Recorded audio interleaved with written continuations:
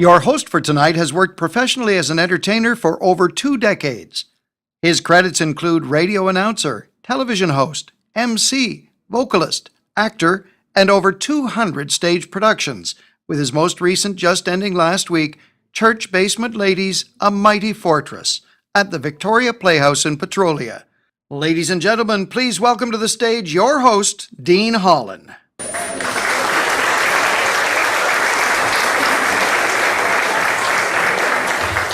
How is everyone this evening? Are we good? Are we really good? Yeah. I'll tell you, what a beautiful, beautiful location and a beautiful night we are having. Did people have time to walk around the facility a little bit? If you haven't been here before, what a beautiful, beautiful spot. Again, my name is Dean Holland. It is so very nice to be here tonight. Good evening, ladies and gentlemen, and welcome to the first ever Hawk's Nest presented by the Saugeen Economic Development Corporation and the Bruce Community Futures Development Corporation. Again, my name is Dean Holland. It is such a pleasure being here. This brings back great memories for me because as an entertainer working in this province, one of my very first seasons over 20 years ago was right here in this building, and the stage was right underneath that balcony, and I got to sing and dance here back in, I think, 1995. So really, really nice to be back here in this beautiful, beautiful spot in Kincardine. So with that, we are now going to learn more about the Hawk's Nest. I'll draw your attention to the screens right there. The Hawk's Nest is a Dragon's Den-inspired competition for new and existing businesses in Grey, Bruce, Wellington North, Minto, and the City of Owen Sound to pitch their business ideas in an attempt to secure financial funding from local angel investors that we call the Hawks. This event has been in the planning for over a year, with more than 50 entrepreneurs participating in business plan training sessions. 20 of those made submissions to the Hawk's Nest and completed an interview gaining valuable feedback and business advice. Then 7 finalists were chosen and received expert pitch preparation training while preparing for tonight. We all know that economic development is vital in keeping our communities alive and vibrant, and we're all excited to see the impact the Hawk's Nest will have in our communities. The Hawk's Nest project is partially funded by the Federal Economic Development Agency for Southern Ontario, with the balance of the cost being raised in the community. We're grateful for the organizations who have supported this project. Okay, and our corporate sponsors for tonight's events are the Municipality of Brockton, Bruce Power, Meridian, Scotiabank, and TD. Okay, let's give them a big round of applause. We appreciate their help.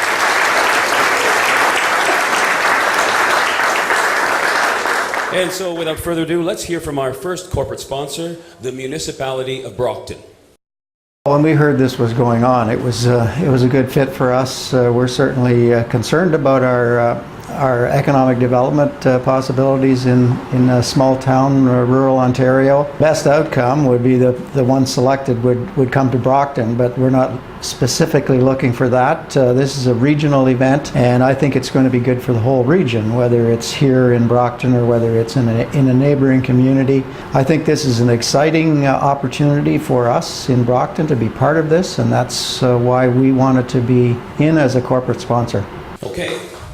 Big round of applause for the Municipality of Brockton, which I had the pleasure of driving through on the way in tonight, I do believe. And now for the excitement that you've all been waiting for, that we've all come to this space for. Tonight, the final 7 entrepreneurs will pitch their business ideas to our 5 angel investors, or as we call them, the Hawks. Each Hawk has committed to invest a minimum of $5,000 on one or more of the entrepreneurs that you will see here tonight.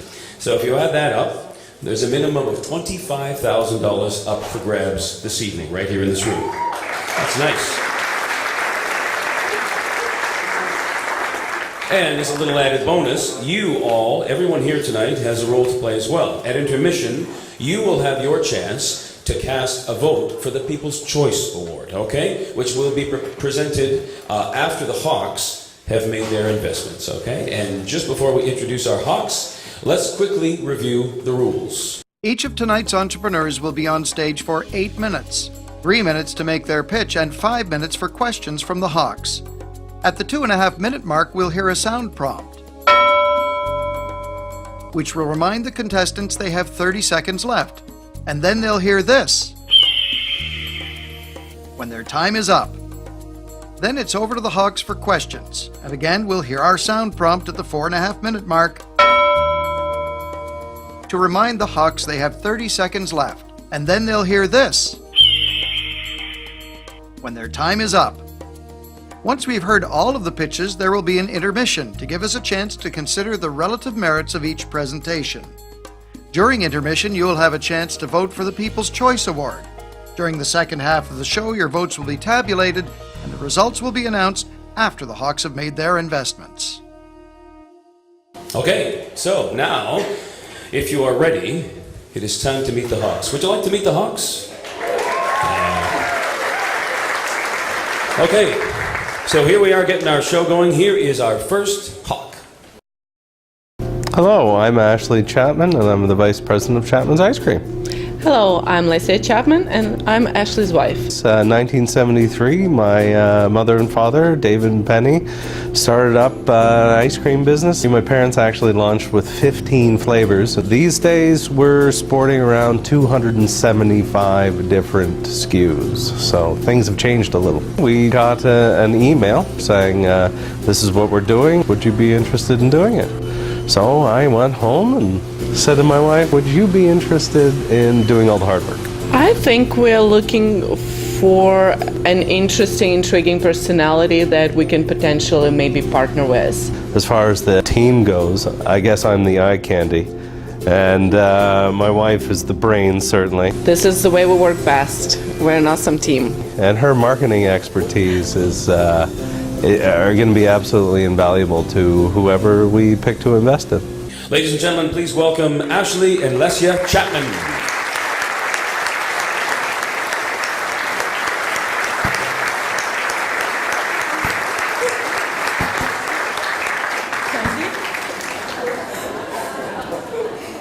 And now it's time for our second Hawk of the evening. Good evening. I'm Kevin Kelly. I'm the acting president and CFO of Bruce Power. As Chief Financial Officer, I am responsible for everything financial about the company. You could often refer to me as the Chief Bean Counter. I've also been referred to as the Chief Financial Officer. So in terms of the contestants this evening for Hawks Nest, I think really what I'm looking for is something creative, something innovative, something that has been thought out from a business opportunity perspective, but I think most importantly, something that is going to be important for this community, something that is going to create economic growth, economic return, and job creation as well. I started my career working for an accounting firm, and as part of the client base that I focused on, it was a lot of small owner-managed businesses, and I really enjoyed that entrepreneurial spirit. So it's always been a part of me. It's been part of the way I think and operate as we're generating new ideas on site, and one that I'm really looking forward to coming out of the presentations this evening. Please welcome to the stage Kevin Kelly.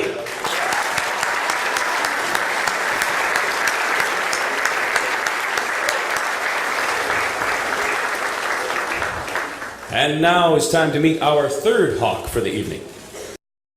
Hi, I'm Dr. Bob McFarlane, dentist here in the big town of Mount Forest. We have about 4,500 square feet of office space. We run 3 dentists, 2 associate dentists of mine. We have 5 hygienists and then a number of assistants, and we work out of 11 treatment rooms. As far as community involvement, have been heavily involved with our local hospital. Sat on the hospital foundation for over 20 years. 3 years ago, and they were putting together a capital campaign of $5 million.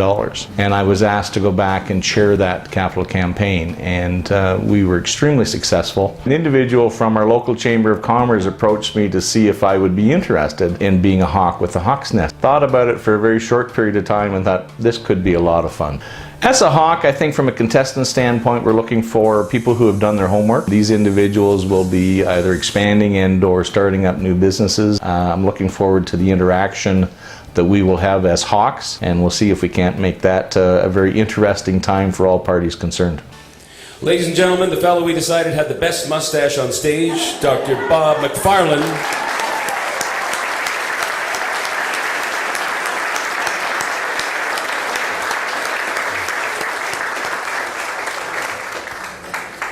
And now it's time for Hawk number 4. Hi, I'm Tony Selecki. I am the president here at Caframo. We've been here in Wyerton for just over 60 years. We make a variety of different kinds of products that ship all over the world. So I did some thinking about why I wanted to be a hawk. And of course, I wouldn't be in business if I didn't want to make money. So the opportunity to invest in a well-screened, well-thought-out venture, I like that. I also want to see local economic development. I think every time I get engaged in somebody else's business, I learn something. So the opportunity to work with some new expansion or new venture gives me a chance to learn, and often I can apply what I learned back to our business here. And finally, the opportunity to work with anybody on something that they think is important and to be able to help them get better at what they're doing, to help them be successful, that's something I just love doing. I'm looking for a business plan that makes sense and a person that can pull it off. If the project has both of those, a good plan and a good person, then we've got something really good to look at. Please give a warm welcome to Tony Selecki.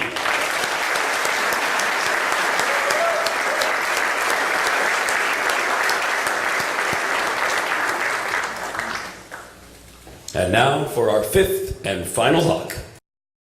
My name is Sandy Gott, and I'm Executive Vice President of Ice River Springs Water Company and Blue Mountain Plastics. We are a water bottling company, and we have 12 bottling facilities across North America and a recycling facility in Shelburne. And we are the first water bottler to have a closed-loop recycling system and produce all of our bottles from self-manufactured 100% recycled plastic. My interest in being a hawk is really related to, I love the entrepreneurial spirit, and I read recently that 13% of Canadians at working age are entrepreneurs, and sometimes it's difficult to get support and to get capital when you've got a great idea and you want to get it off the ground. And so I thought this would be fun. I'd really like to have the opportunity to participate. What I would be looking for from the participants is an idea that's scalable. So a lot of people have really good ideas, but what is actually scalable? What can you expand on? And what can create the most amount of jobs for people? And that's what I'm looking for.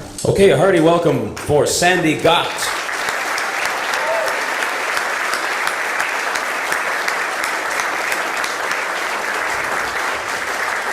And those, ladies and gentlemen, are your esteemed hawks.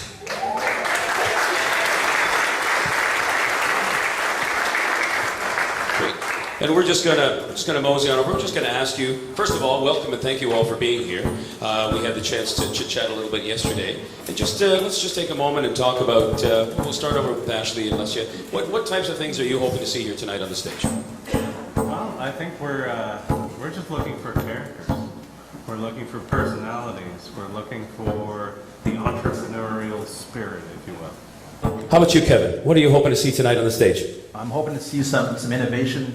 I'm hoping to see some out-of-the-box thinking, but most importantly, really looking forward to meeting each of these individuals. We've had an opportunity to go through their business plans, understand a bit more about their company, but today is really our first opportunity to get to know these folks a bit better. Mm-hmm. Robert, we talked. There was a lot of chit chat about what we were hoping to see. There was a lot of excitement around the table last night. What are you excited about seeing this evening?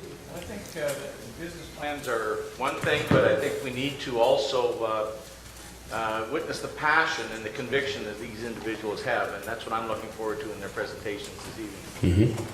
Mm-hmm. Tony, you also talked a lot yesterday about the personalities, and let's talk about the importance of that. Maybe you can talk further about the importance of the personalities behind these projects.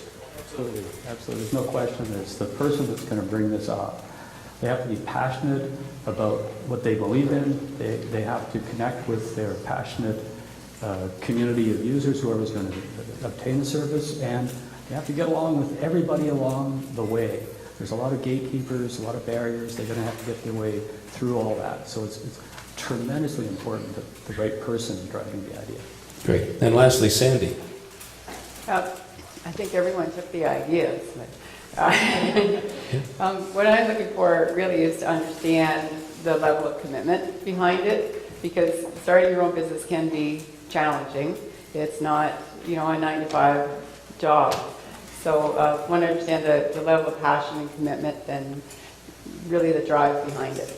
Great. Okay. Well, thank you all for being here tonight. Let's give them a big round of applause, ladies and gentlemen.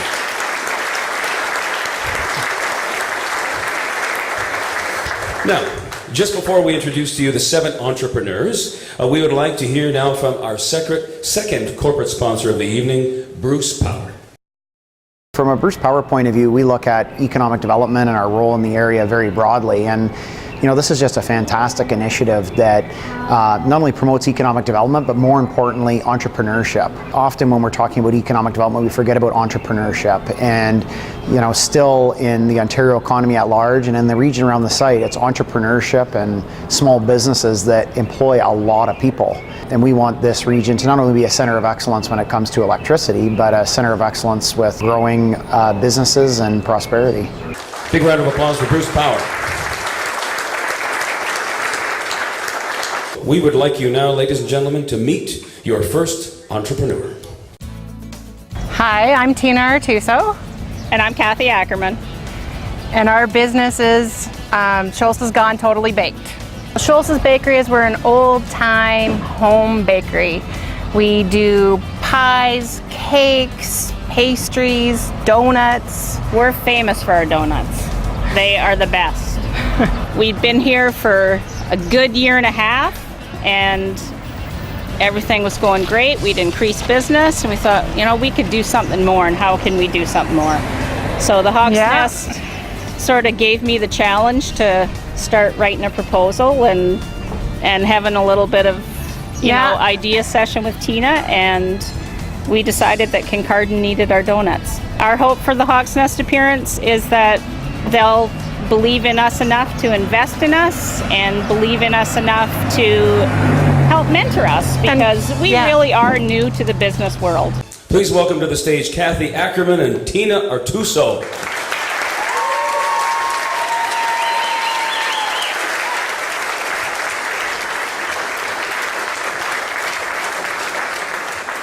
Exciting, right? Yeah. You have no idea how excited they all are. They've been backstage trembling with excitement for an hour. So, that's great. How long have you been doing this together? 2 years. 2 years? Yeah? And you still like each other? Yeah, we do. That's good. That's good news. We've been best friends for 20 years. 20. Worked together for best friends. That is. Okay, great. You ready to hear the pitch?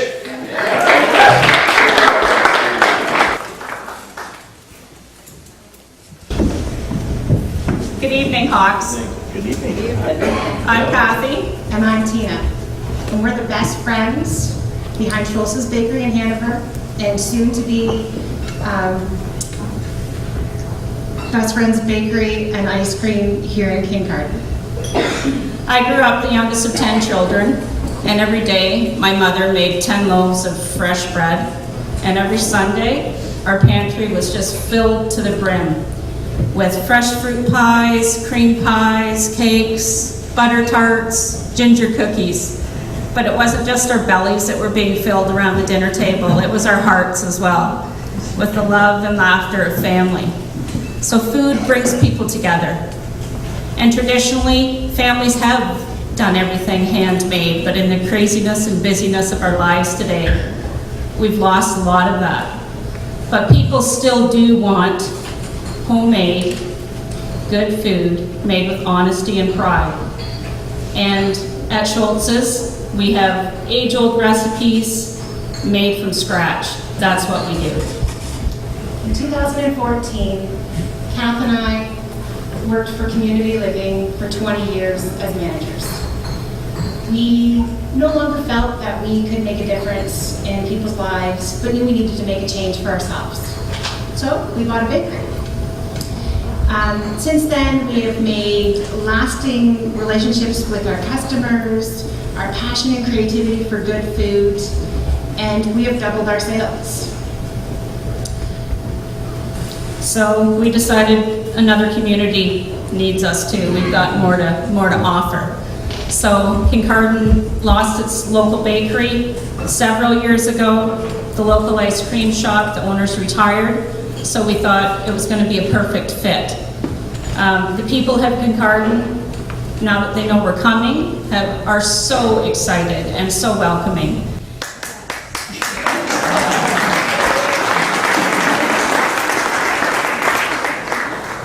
And they want our bread and they want our donuts. And we think you'll want our donuts too, so we have some for you to try. And we'd really like you to try them. Because we know that you will think they are the best donuts you've ever tasted. I'm sorry, there's only 6 here.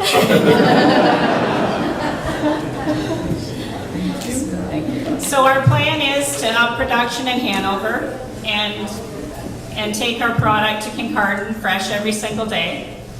So Tina and I are here tonight to ask the Hawks to consider a $21,000 investment to help us set up our new bakery and cafe, Best Friends Bakery and Ice Cream here in Kincardine. Very good.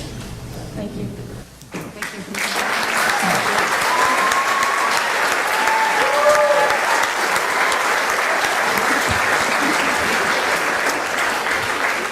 And the Hawks now have 5 minutes to ask questions.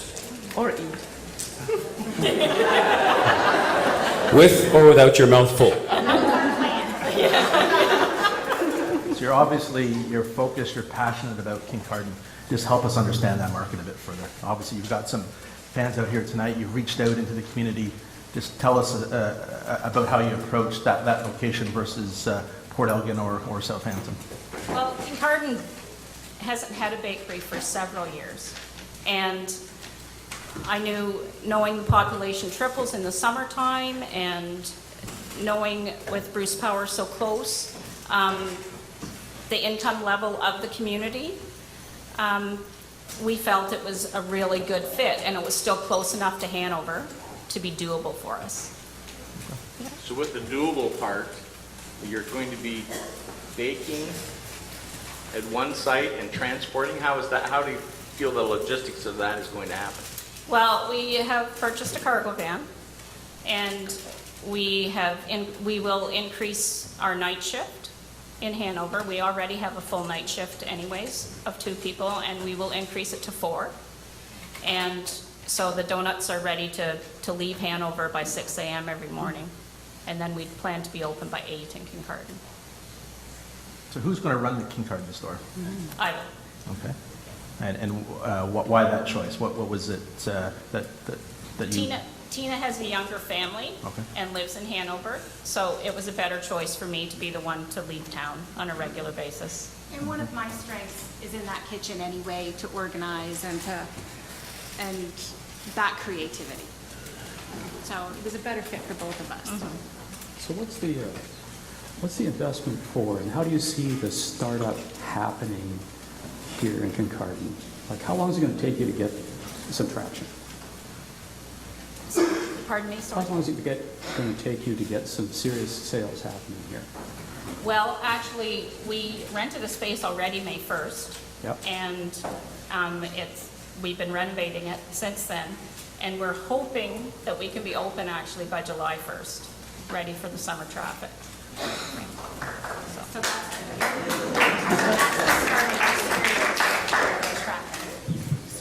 that's the start of our serious traffic for the summer, tripling in.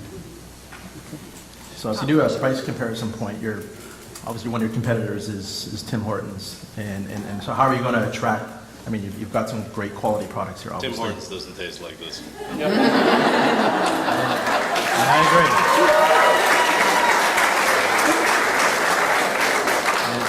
We have found that even within Hanover, if people want good product, they're willing to pay for it, that little bit extra.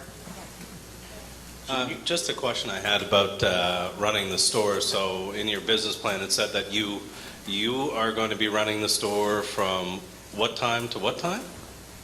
From 6 until about 2. 6 until about 2. Yeah. Okay, I was just curious how comfortable you are with your plan and letting relatively low-paid people close up your shop at the end of the night. It's a long span between 2 o'clock and, what is it, 8 o'clock is when you're going to close in the summer? In the summer.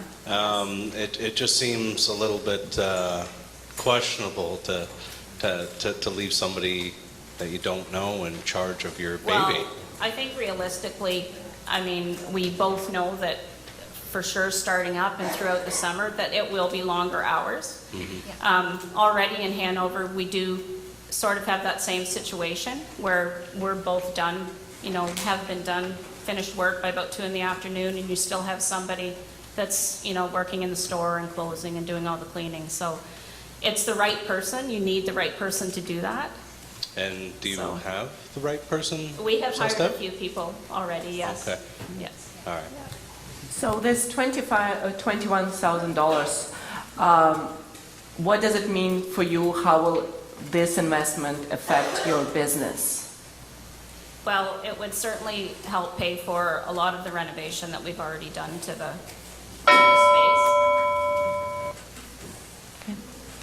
space. Is bakery business a seasonal business? It's busier at certain times of year, but it's very steady throughout the year. Yeah, like Thanksgiving, Christmas, Easter, we kind of blow up a little bit.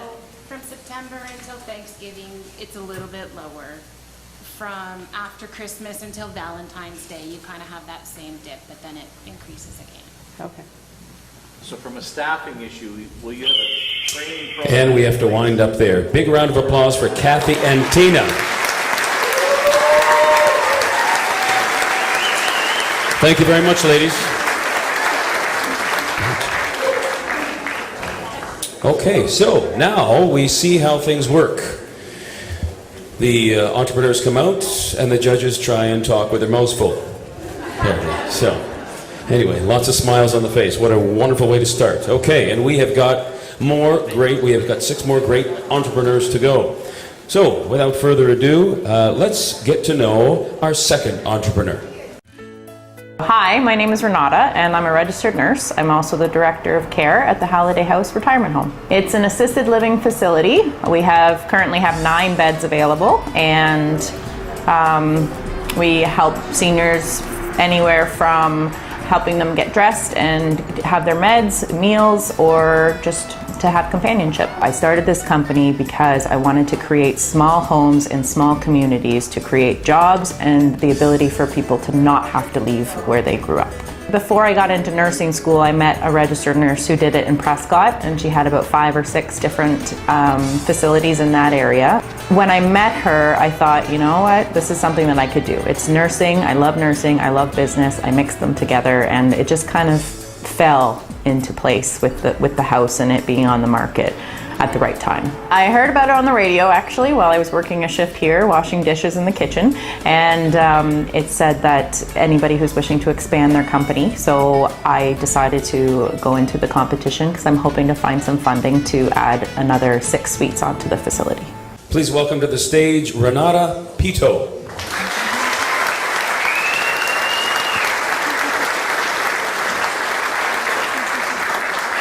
How are you tonight? Thank you.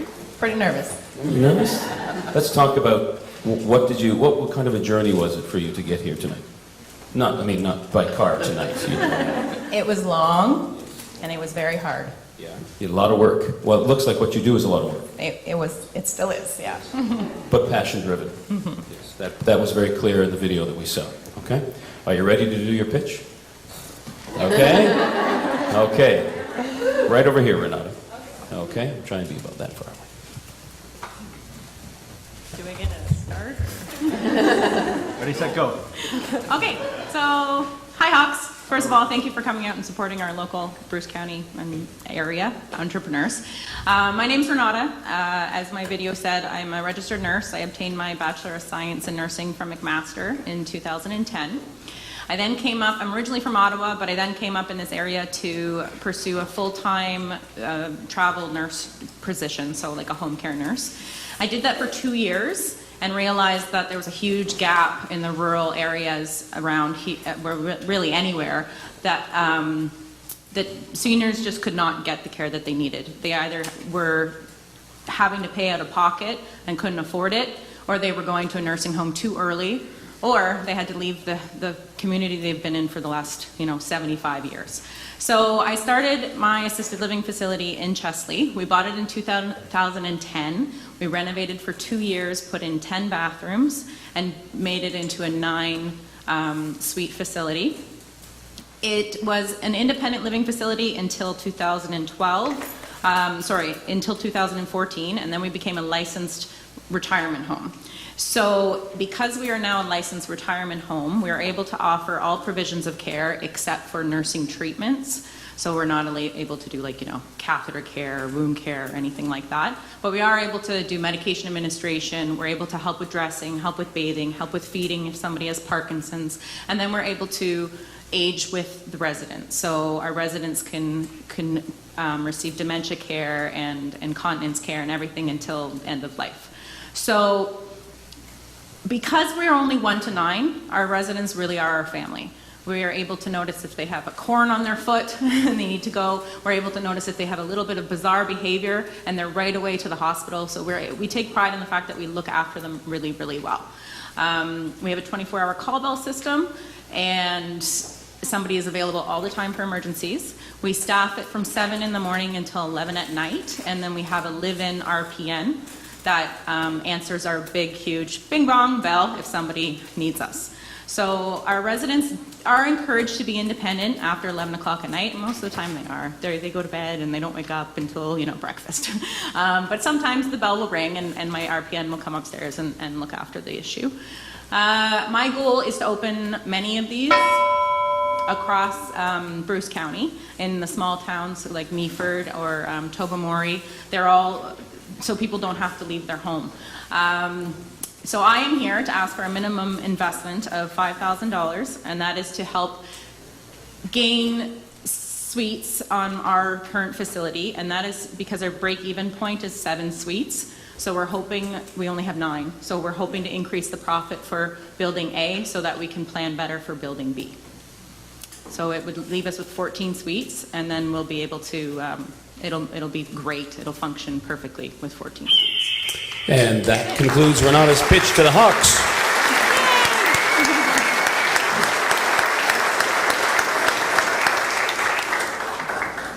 So you originally said you liked the number of up to 9. Now you're going to expand to 14.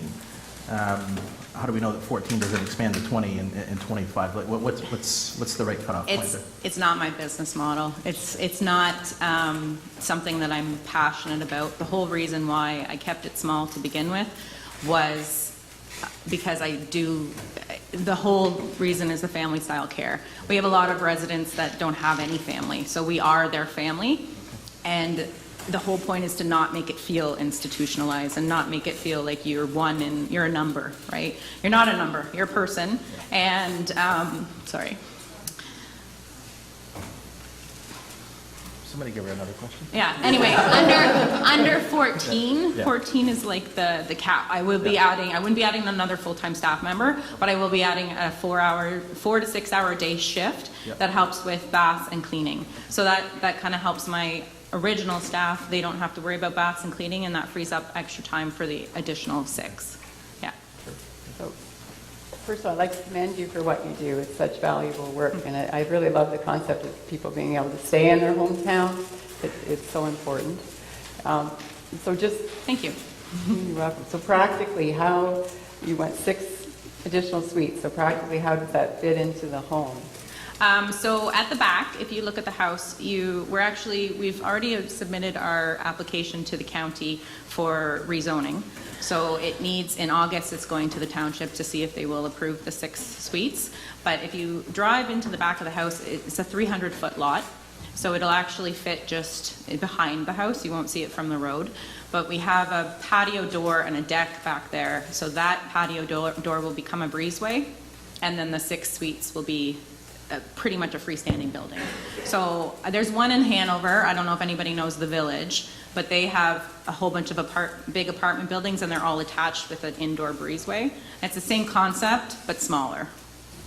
Yeah. So this whole project of expansion, how much does it cost? Realistically, it's probably, I am very fortunate to have a family member who's a contractor. So he's my dad and he loves me, so he works for cheap. So he was able to get me to where I am today, and I really, really appreciate him. So it's not as terrible financially how much it would normally cost if I outsourced it to like a plumbing company and everything. We're looking at probably 200 to 300,000 for the expansion. Yeah. Renata, I have a question. You talk about the ratio, staff ratio, 1 to 9. I think of meals, I think of maintenance, I think of grass cutting, I think of the kitchen, activity director, that type of thing. How does that factor into the equation here? That's all included. So basically, I could give you a play-by-play of how our staffing is, but I would probably run out of time. No, I would probably run out of time. But they're kind of like a house mom. So it's support staff for people. Most of our residents are able to dress themselves. So most of our residents come down at 8 a.m. So our staff starts at 7. They make breakfast, which is all home cooked, by the way, from scratch. And they make breakfast, they serve breakfast, they do help with med passes. And then because there are only 9, everybody gets 2 bath days a week or more if they need it. They just have to work with our schedule. And then they're able to have the bath or whatever they need to do in the morning. And then it's lunchtime, same idea. And then we have an activity after lunch, like euchre, or we go for walks, or we have a big veggie garden in the back, so the farmers love that. And then they clean up lunch, and basically, so they clean up lunch, then they start prepping supper, and then the 3 o'clock shift comes in. The 3 o'clock shift does supper, and then does an activity after supper. And then usually they usually want to tuck in by 9:30. So from 9:30 to 11, it's basically cleaning up the day's work, and it's very support staff. If we need anything else, we can always staff extra, but so far with the way that I don't want to say that the way that I choose, but the way that I screen and accept our patients, our residents, it's based on what we can handle in the home. And of course, there's an option for family to pay for extra care as well. Anything else? Are we done? Do you work outside of this environment as well? I do. Where do you find the energy? I don't know. Making me tired. I also have a 1-year-old and a 3-year-old boy. Oh boy. Big round of applause for Renata, ladies and gentlemen. Thanks so much. Okay, and now let's get to know a little bit better our third entrepreneur. Hi, I'm Ellie Ward, and my business is No Nuts About Us. My son was diagnosed with a peanut allergy when he was only 8 months old. So to find safe food, you have to rely on the label. And in Canada, the only thing that is required is that if the allergen is actually in the product, that they state that. However, if the product is made in the same facility or on the same production lines as the allergen, they don't have to say that at all. I found it really hard to find products in grocery stores and even in health food stores. And I would sometimes be visiting 5 to 6 stores in a day to get a variety of foods that are safe for him. And it was really hard. So allergy moms across Canada don't have any place. There's no allergy store. So I thought, what a great idea is to make something available. No Nuts About Us is a retail store. It's going to be online, and it's going to offer a variety of products from food to personal care that are all made in a nut-free facility. I'm hoping from Hawks Nest to receive some funding to start my company, so all of the startup costs involved can be quite overwhelming, and hopefully they can help with that. Please welcome to the stage Ellie Ward.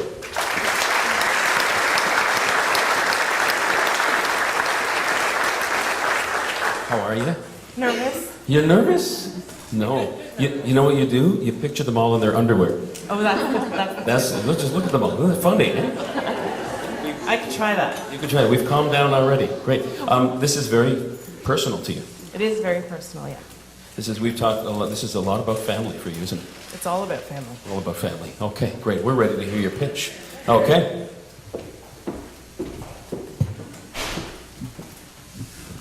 Hello, Hawks. My name is Ellie Ward, and my business is No Nuts About Us.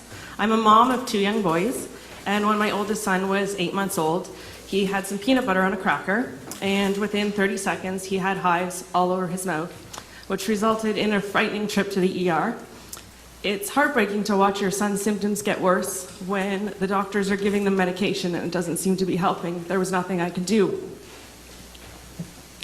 So as a mom, of course I'm going to research safe products for my son. That involves contacting companies on an ongoing basis, visiting 3, 4, 6 stores in one day to make sure all of his products are safe. It causes a lot of anxiety and stress knowing that a small amount of peanut protein can possibly be fatal for him. I hope to alleviate some of that stress and anxiety for other families dealing with life-threatening nut allergies, and I hope to provide products that make them free from cross-contamination so that they can feel good about giving them to their children.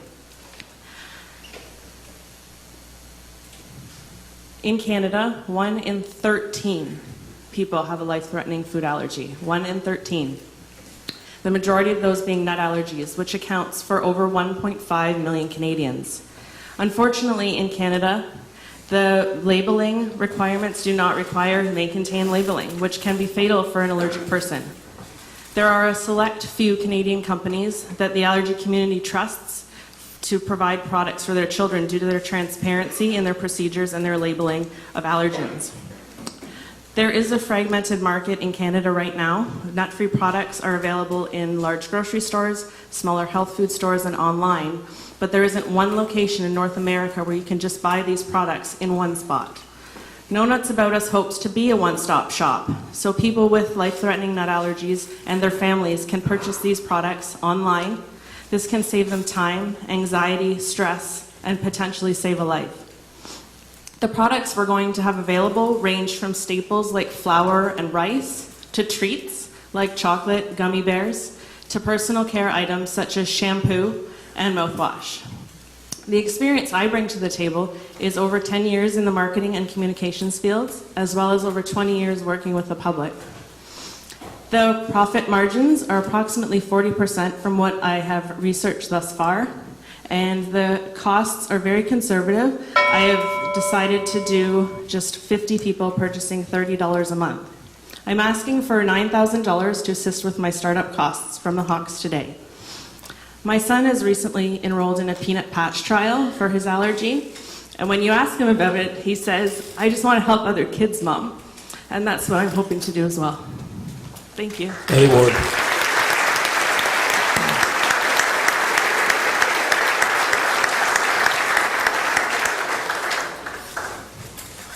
First of all, I'd like to say I hope my company is one of the trusted companies that you have on your list. It is definitely one of the trusted companies.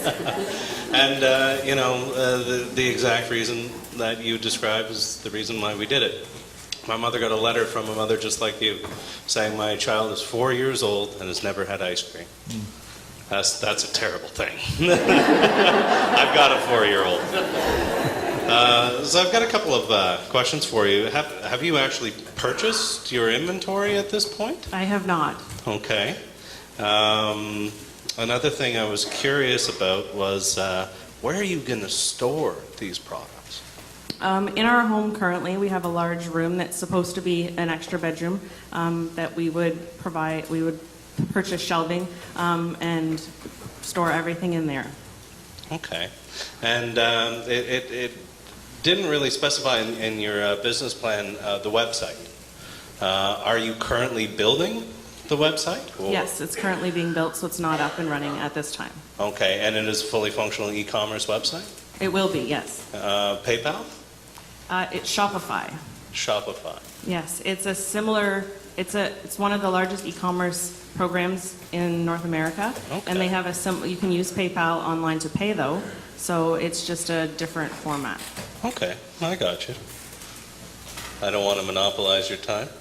Just building on the research you've done, I think your quote was, "You can't buy all these products in one spot online." And why do you think that is? Like, why are you creating a niche market here? A lot of the products are smaller companies, and I'm thinking that the reason is that they don't have the distribution to be available in larger grocery stores or in multiple online locations. So we have to purchase them either from their own website or the select few retailers that they do sell to. Okay, and you're going to focus on Canada or Canada and the U.S. as well? Just Canada. The question I have is with inventory. So you have enough supply space for the current time. What about shelf life of the product that you bring in?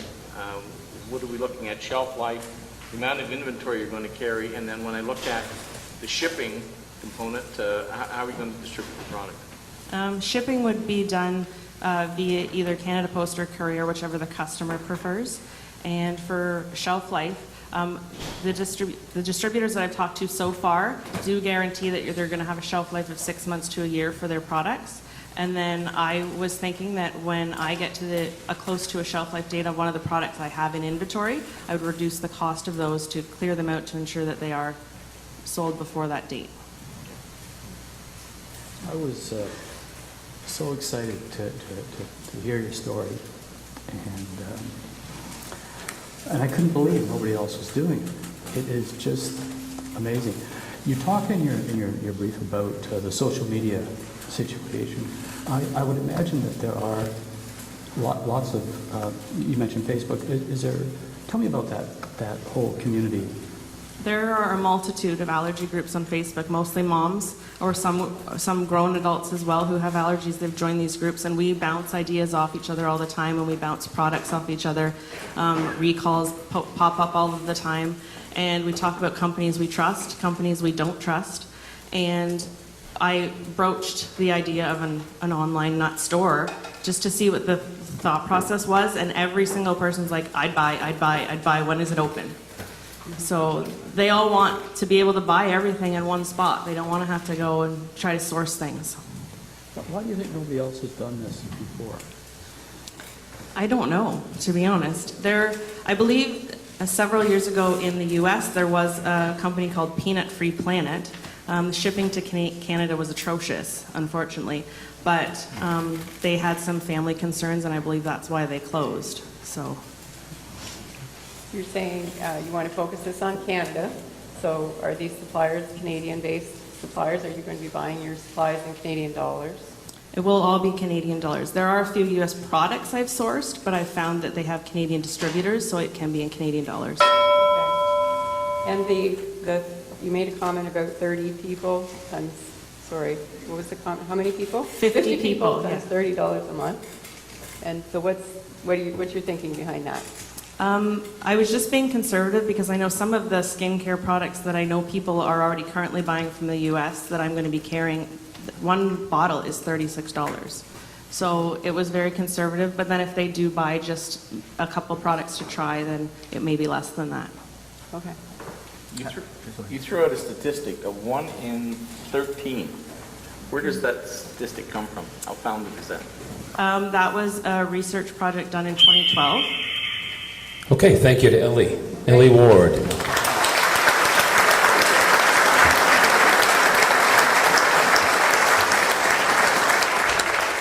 Okay, ladies and gentlemen, it's now time to meet our fourth entrepreneur, our very first gentleman of the bunch. Hi, my name is Pat Leahy, and my business is Work Hard, Dream Big. And essentially, it's a 1-hour presentation with a twofold initiative. One is to inspire and encourage youth, and to empower them to dare to dream, to go after their passion in life, follow their dreams, and live to win. And what that means to me is to encourage youth to pursue their goals and dreams and challenges in life without any regard for anyone else's opinions. And the other part of my presentation is to raise awareness around substance abuse and mental illness. I am a recovering alcoholic, and for the past 2 years I've been finding a way to live with this disease that I have and other mental health issues as well. So it's very important for me to show our youth that they can overcome any obstacle. Short-term goal for the Hawks Nest competition is hopefully to find someone willing to invest in my business and the idea that I have and the message that I hope to bring to youth. And long-term, essentially when people see my logo, I want them to recognize and connect with the message. Please welcome to the stage Patrick Leahy.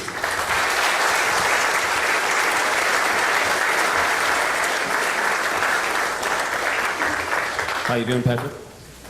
Proud to be here. Proud to be here. Well, we're excited to have you here. Is this a comfortable spot for you? Because you can stand up in front of groups other times.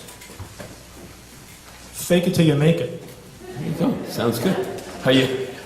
What was the journey like to get here? What made you decide to do this? It's been a lifeline for me. I knew once I was finally able to get sober that I need something to hang on to. And knowing that millions of people, and particularly youth, are struggling the way I struggle, it's meaningful, and it gives me a purpose. Well said. We're ready to hear your pitch.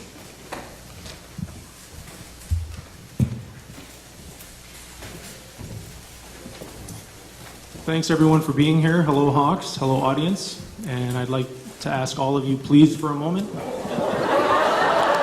I'm okay. Please for a moment, if you wouldn't mind, close your eyes. I'd like you to all remember when you were 10 years old. What dreams did you have, and who did you hope to become? Now imagine those hopes and dreams being completely shattered by something out of your control that you didn't understand. Please open your eyes. I'm here today to tell you that from the age of 10 years old, the chronic, progressive, potentially terminal disease of alcoholism and other mental illness in the form of a recently diagnosed bipolar disorder stole my hopes and dreams from me and almost my life. Also at the age of 10 years old, Mr. Paul Stanley of KISS gave me an inspirational message. He told me that if I worked hard and dreamed big and believed in myself, I could live to win. I could overcome all obstacles and I could achieve. I can tell you that that message of hope kept me alive for almost 30 years. And this is a picture of the recovery stone at the treatment center I attended. At the age of 39, after reading Mr. Paul Stanley's autobiography, I was inspired, and I finally found the courage and strength to ask for help. 55% of the youth in our area have drank or taken drugs, 20% to the point of excess. Recent events in Woodstock and the loss of life amongst our youth show that substance abuse, mental illness need to be addressed. And I can be a beacon of hope for every young person willing to listen. Work Hard, Dream Big is a 1-hour presentation meant to empower, inspire, and encourage our youth to go after their dreams, to follow their passion, and to live to win. I also talk about the dangers of substance abuse, the disease of alcoholism and addiction, that it can be overcome.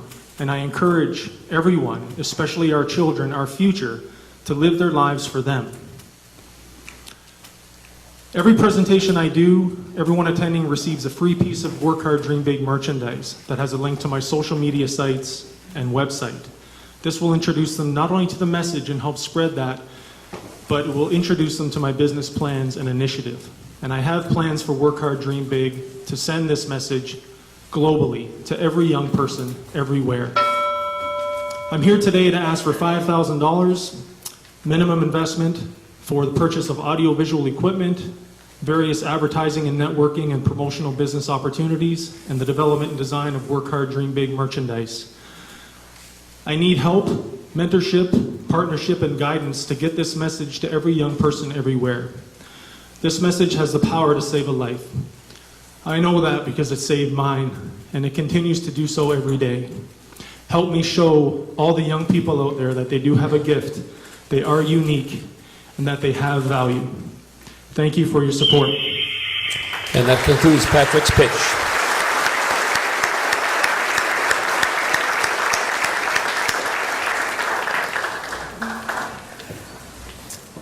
Can you tell us, please, how many presentations have you made so far? What are your audience? Where do you go? And what's the initial feedback so far? Well, in the last 2 years, primarily it's been a lot of networking. I have had the opportunity to do 2 presentations at cost to me. Oddly enough, one was to a group of 60 women, so I was really overwhelmed. But it went over pretty well. And the other one was to a group of tykes, a group of young children. So at this point, I'm ready to present. I know the market is there. I've spoken to a lot of like-minded presenters who are doing the same thing full-time, permanently. I know I'm on the right track. Now it's getting through the door that's partially opened. And Patrick, is this a full-time job for you, or is this a part-time opportunity? This is something that hopefully down the road will be a permanent full-time opportunity. I am employed with your company, sir, Bruce Power, for the past 10 years. So this is something I do in every spare moment. It gives me purpose to get up early and stay up late, not waste time on TV too much. So it's a passion of mine, and as I mentioned at the beginning, it really is something that I hang on to every day.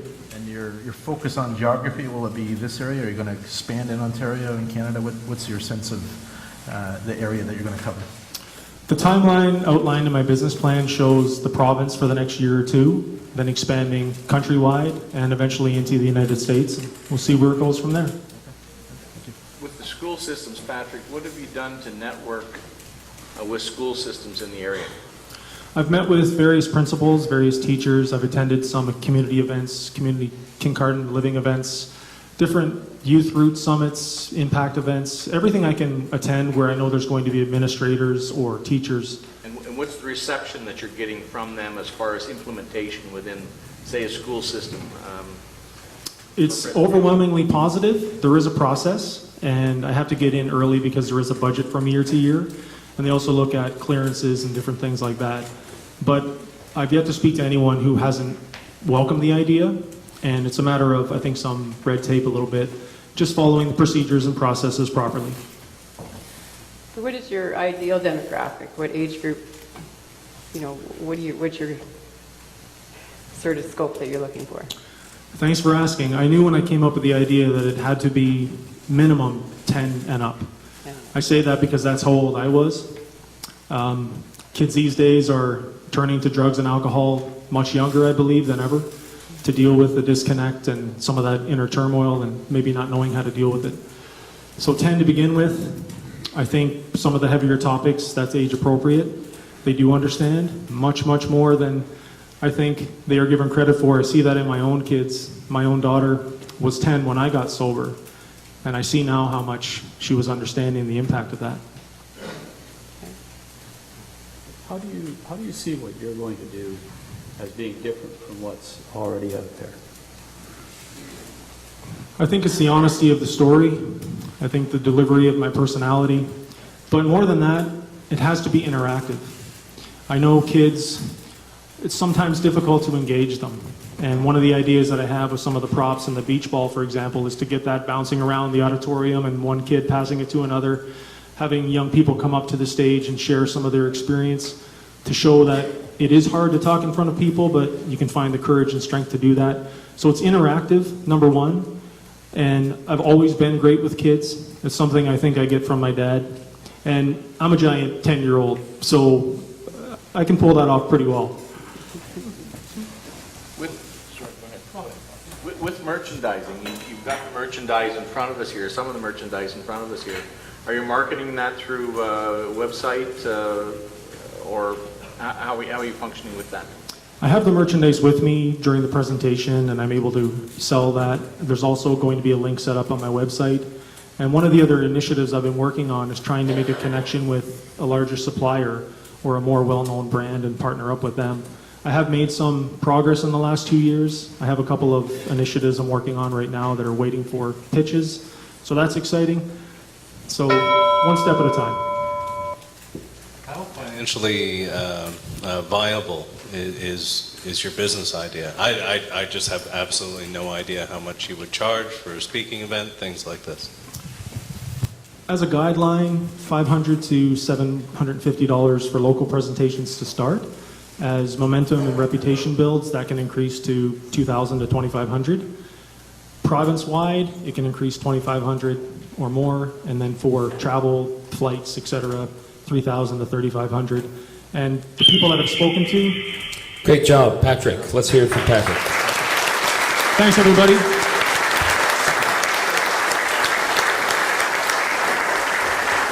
Okay, before we get to our next entrepreneur, we're going to take a little breath in that we're now going to hear from our third corporate sponsor, Meridian. Meridian has a long history of involvement with entrepreneurs. We realize that small business is the backbone of the Canadian economy, and many of our members are existing small business owners. We love the passion that small business owners bring, and our advisors love to help those small business owners along their journey. We like to say at Meridian, we take small business personally. One of the many ways that we help lives grow is our commitment to community. Over the past 6 years, we've invested millions into our communities through sponsorships and donations to make our communities even stronger and more vibrant. Okay, let's hear it for Meridian.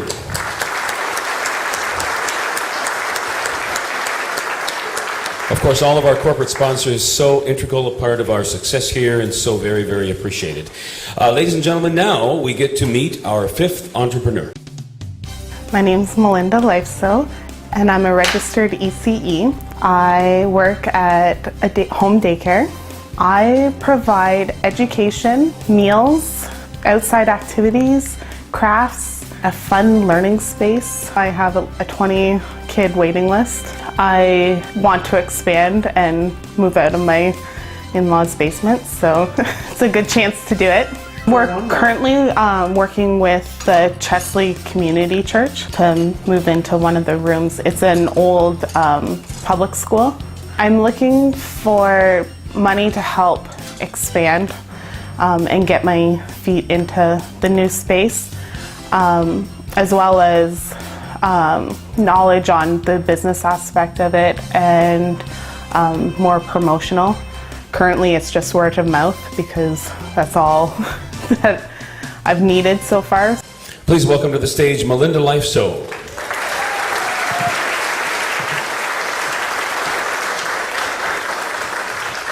How you doing? I'm wonderful. You look wonderful. Doesn't she look wonderful? Yeah. That's good.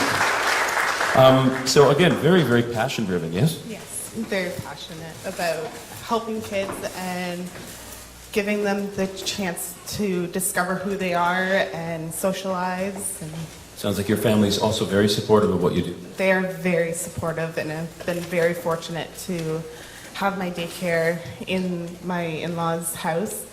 It's been very wonderful. Great. You know what you and I get to do now? We get to walk over to the mic, and I'm going to adjust it without hitting you. How about that, eh? This is excitement. Come on over. Let's do this.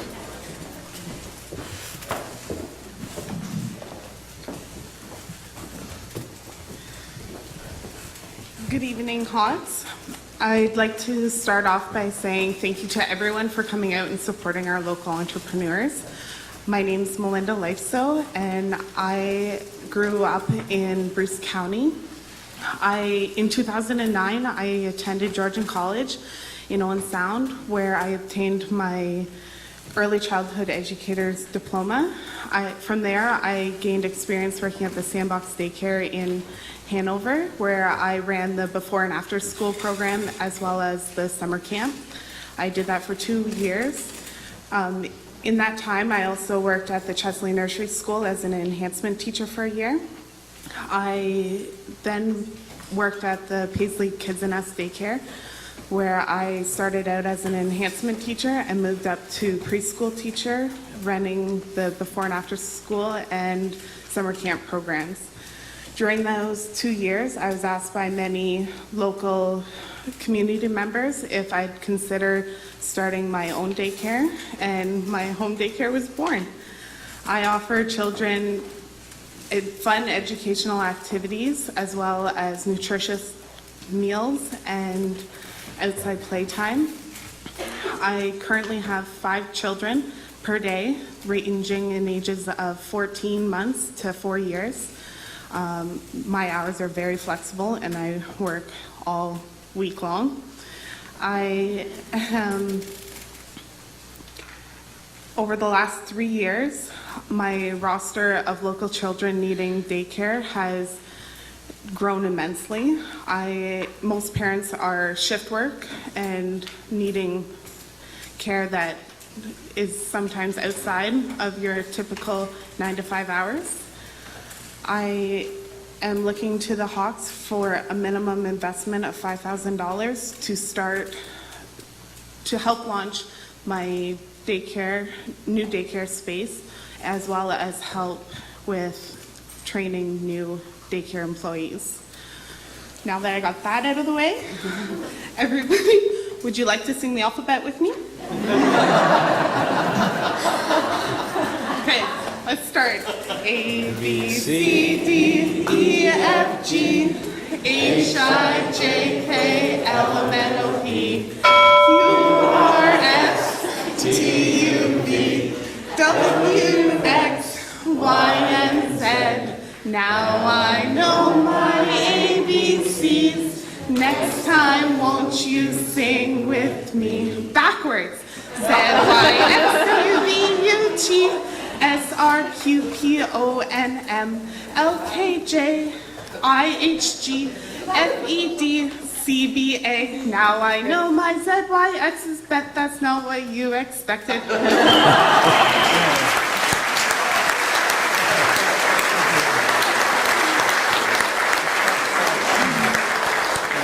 And I do believe with that, we start the questioning period now. Well, you already answered my first question, which was, how are you confident there's a demand for a licensed daycare? You've got 20 kids on your backlog already? That unfortunately, I'm not able to help. Okay, next question. Okay, so my understanding is that you already found a perfect location. Can you tell us a little bit about it? How much investment do you need to bring it to the required level? I am working with the Chesley Community School. Unfortunately, they have declined my 24-hour daycare space. So I am currently looking at different options, whether it be find a new location or just do the normal daycare hours. So have you moved away from 24/7 concept, or you just I would exploring the still options? love to do the 24/7. Just currently, I have to be open-minded and look at those options as well.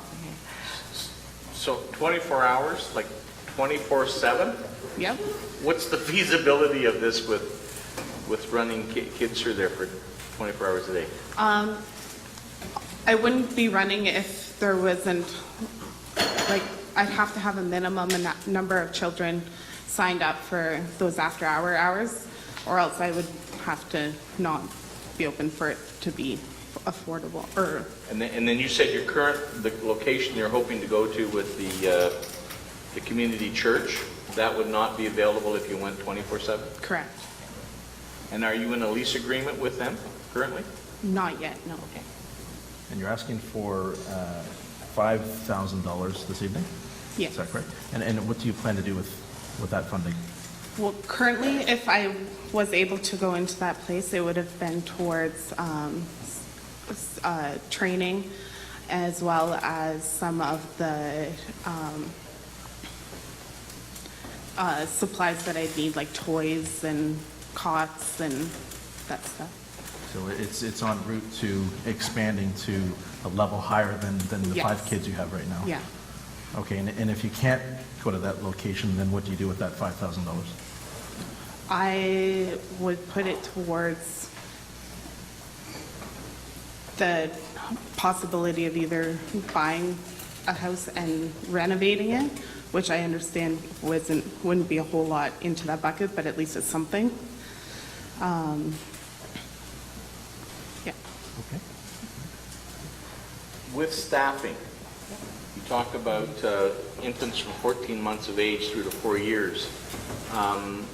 What type of qualifications are you looking for in people that are coming into your places? Ideally, I would like an ECE, registered ECE.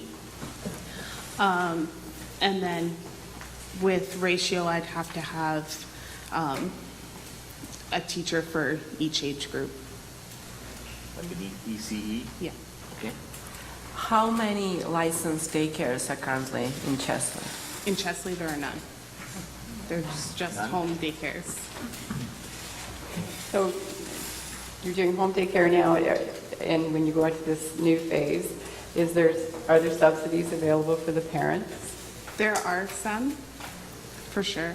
Yeah. But not in your home base? But No. if you go into Not this currently in my home. licensed facility, then there would be subsidies, so. Yeah. Okay. What does licensing involve? It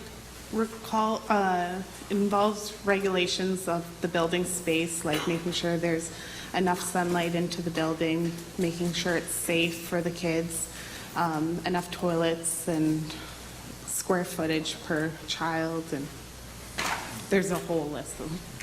This is a very demanding business, day in and day out, and obviously you're passionate today. How do we know you're still going to be in this business 10 years from now? How committed are you to the long term? I currently work 7 days a week. I am available for my parents whenever they need, whether it's they last minute need somebody to look after, and if I'm available, I try to accommodate. I've been doing this for 7 years, and I see myself doing it pretty much the rest of my life. You've worked in licensed daycare before? Yes. Usually they have like a board of directors and such. Non-for-profit ones. Are you going to form an advisory board of parents or something to help you with this? Currently, I am a corporation. I'm definitely interested in advisors. Great job, Melinda. Let's give her a big round of applause.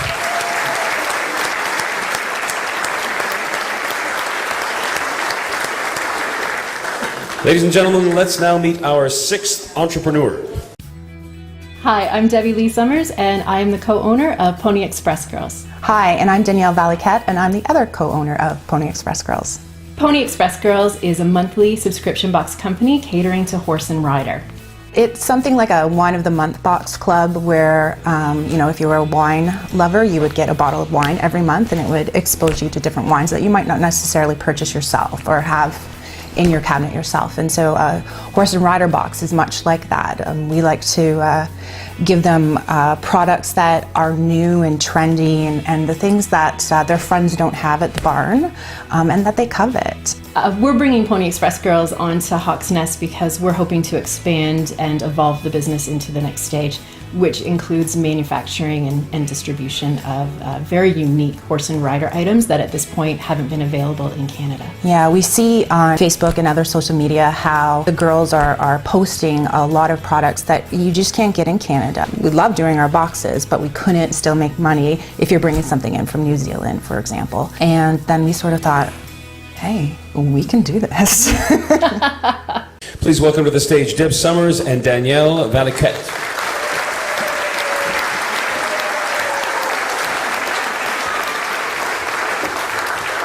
So how you doing? How you feeling? Good.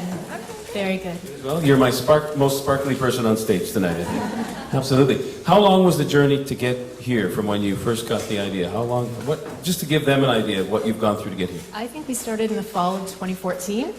Deb sent me a text with a subscription box that was for dogs called Bark Box, and I was sitting getting my hair done, and she said we should do this for horse and rider, and I think 6 days later we had our business license.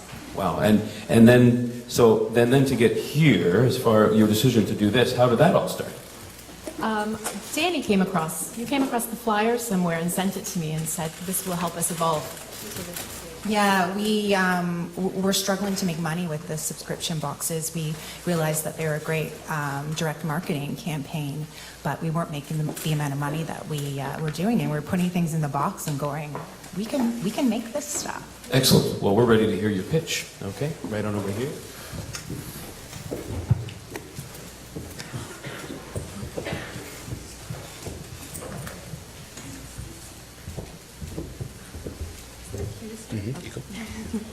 Hello, Hawks. I'm Debbie Lee, and this is my business partner, Danielle.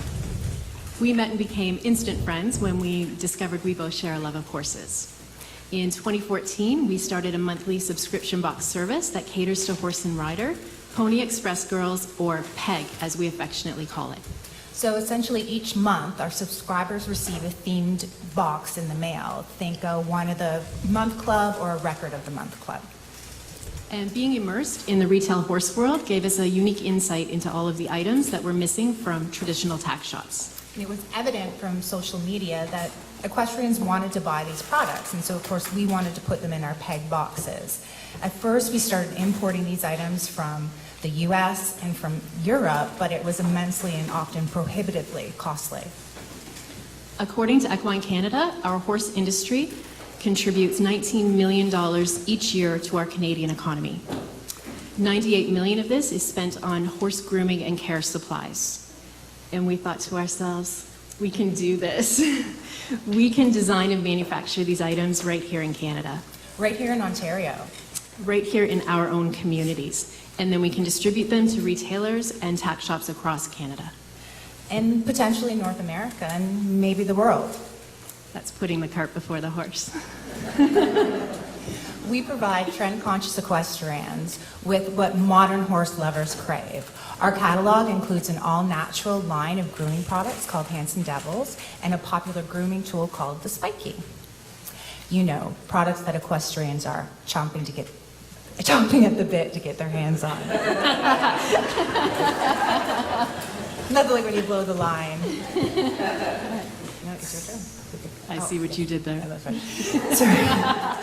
Being Canadian, we save retailers on the cost of shipping and importing. We allow our dealers to tap into a market, the young equestrian market, that is completely ignored. It's that rider at the barn who wants to be the first person with that item in their tack bag. Canadians own 1 million horses, and the industry supports 154,000 full-time jobs. We look forward to hiring 2 employees this year, one of them being in a full-time sales role, and an additional 7 employees over the next 3 years. PEG is currently financially stable. We forecast that in 2016 we will do approximately $280,000 in sales. Once manufacturing and distribution gets rolling, by the end of 2017, we will do just under $1 million in sales. We are seeking $50,000 for manufacturing equipment and materials. In conclusion, Deb and I would like to thank the presenting partners and the Hawks for this opportunity. And that includes their pitch.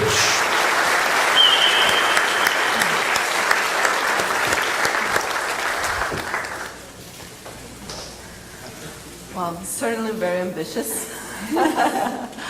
Can you please elaborate on what products exactly are planning on manufacturing? How are you planning on making it happen? Because being in the manufacturing industry, we can tell you it's not easy. It never is. Absolutely. Yeah, so originally we did the prototypes in my basement, and we were doing them 12 at a time. So you can imagine it wasn't the speediest process. We have just hired contractors to be able to make them for us, and we'll be doing them now within units of 1,000 locally. And that's the item you have there. That's the Spiky. Do you call this a Spiky? Isn't this like a Sawzall blade? No, that would be awful to say that right out loud on stage. So the horses like this? Yeah. They love it. Yeah, they love it, and and really it's a shedding tool. It will shed all the excess hair out, and through the summer when they roll, it gets all the dirt and debris out. We were importing them from the U.S. and. Yeah, don't you pick it up and think, I can do this? Yeah. I could do some improvements to the carpentry around my house. Every time my daughter plays with a horse or a pony, every time she has a different type of brush, and there is truly an endless amount of them. Yes. What makes this product so special? This one in particular is just a new-to-market concept, so we just wanted to jump very quickly on this trend and make our own version of it. Okay. That's sort of the market and advantage we have of being small, trend forecasting and jumping on quickly.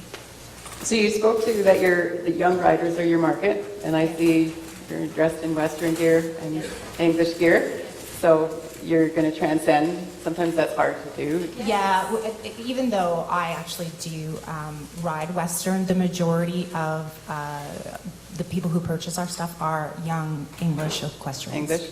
Yeah. So my question is on this, that you say you want to hire 2 people as needed, one doing sales. Yes. So I understand the concept of websites, social media, young people. What would a salesperson be tasked to do for you? That our salesperson would essentially be in charge of putting our wholesale catalog out there, and so that we could get our products in tack rooms. So, for example, calling up Greenhawk and saying, we have these items. Are you doing that now? We are, yes. You're doing it yourself now? We are, and we just can't keep up with the demand. Okay. Question I have is, when you talk about manufacturing, I look at the pure maple sprinkles. Yes. Is this for horse or for rider? And I see Uncle Richard's producing this. So. Yes, that's for rider, because we gear the boxes to horse and rider. So there's always a few items to treat the rider and a few items to treat the horse. And often we'll try to find something local and artisan for the rider aspect. Yeah, just to clarify, everything that goes in the Pony Express Girls box isn't manufactured by us. So Uncle Richard's is still doing maple sugar. We're not touching maple sugar. Do I question stud muffin tops? I need some explanation on that. Yes, actually Stud Muffins has just signed an exclusive with us. They're going to be in our peg boxes every month. They know what our theme is and they decorate the cookie to go with the theme. So can you tell us, please, sorry Bob, how many boxes have you sold to date? Just want to understand, you've been doing this for quite a while. How many customers do you have in your pipeline?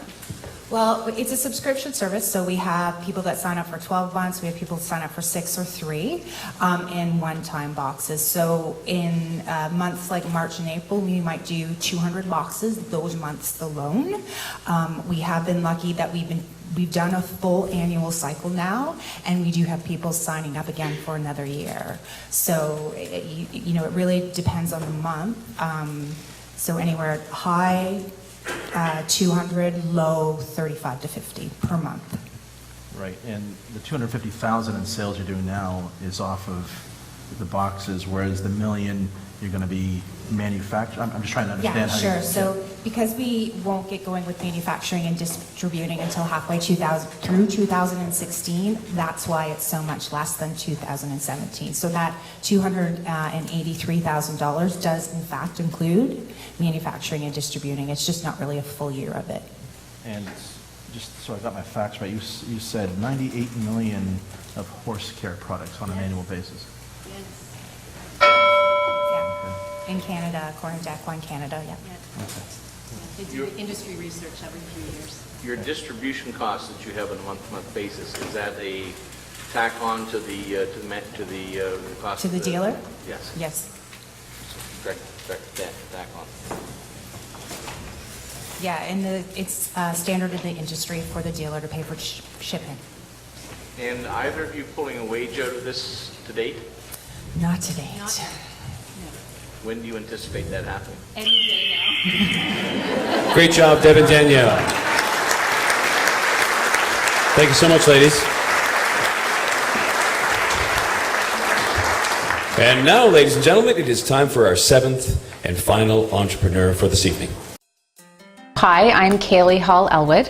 And I'm Sarah Martin, and we together own Penetangor Wellness, which is an art therapy and counseling service in the Kincardine area. At Penetangor Wellness, we wrap around families that are experiencing difficult life situations in a way that makes sense for them and is customized to their needs. I'm the art therapist and I see lots of children. And if we're doing a wraparound service, Sarah will often see the parents and I will see the children. And we use similar techniques within the art therapy and also in the counseling, and we do creative ways of helping people to tell their stories. I think that we're really excited about this adventure and journey that we're taking, and we've been talking about it for about 5 years now, and we're just excited that we can finally launch, and we're out there and we've got some new space and we're meeting lots of people, and the feedback and the community has been awesome. I think we're looking for people to know who we are and that we're out there, and we're looking for some help in regards to the business aspects, because that's one thing that we don't really know very well, and we know that, so we're looking for some help in that. Please welcome to the stage Kaylee Hall Elwood and Sarah Martin.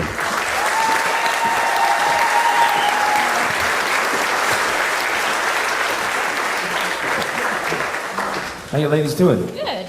You know, the nice thing about being last is that you've had so much time to calm down backstage, right? Yeah, absolutely. So, are you excited? We are. How long have you waited to be here on the stage?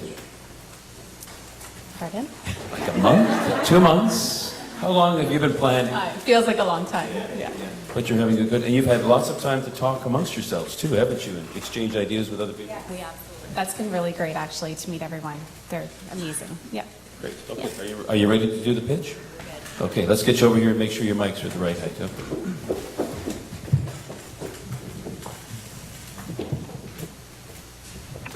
I'm calling for any information or any resources you may have to help our son with his addiction. We're losing him, and there doesn't seem to be any programs out there for him and for us as a family to deal with this illness. We're running out of options, and we're running out of time.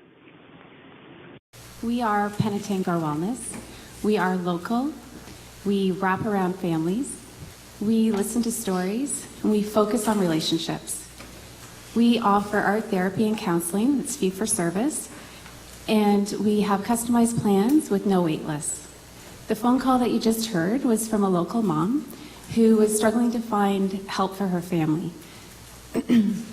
Sarah and I are a registered social worker and art therapist, and together we have over 35 years of experience working to help people of all ages. We met about 10 years ago while working at our local Children's Aid Society, and about 5 years ago we started to talk about a dream that we both had, which was to open a wellness center that would wrap around families and offer a unique, customized service and like art therapy and creative counseling. We know from our years of experience of working locally that there are many strengths in our community and also some gaps. We know that families experience long wait lists and often have to travel over 80 kilometers for service in Owen Sound, which tends to be the hub in Grey and Bruce counties. We know this places added stress on families. Stats Canada 2014 supports social work and other helping professions such as art therapy due to the increase in unstable family situations. Penetangular Wellness has been able to develop a customized wraparound program for families experiencing separation and divorce, which focuses on helping the family move through the conflict and focuses on what's most important, which is the relationships they have with their children. Social media has become our friend in the marketing world, and we also know that word of mouth and the experiences of others is what brings people through our front door. Currently, we see about 150 families, and we have 2 to 3 referral phone calls a week. We have just recently hired a university student to help us out with the summer, and we have a Master's of Social Work student doing her placement with us in the fall. We are committed to our no waitlist policy, and we will hire as our business grows. Our partners are also our competitors, and we really value these relationships. We are wanting to have an EAP program for local businesses and also to provide many groups to the community. We want Penetangular Wellness to be a great business model for other communities to follow. Hawks, we're looking for help in the following areas. We're looking for $5,000 for marketing projects and marketing tools. We're looking for mentorship in business and $2,500 to attend business training or business classes. And we're looking for help in pitching our EAP to the local community. Hawks, thanks for listening to our story. We look forward to listening to other people's stories. We are real people and we're here to help. There you go. That's the pitch.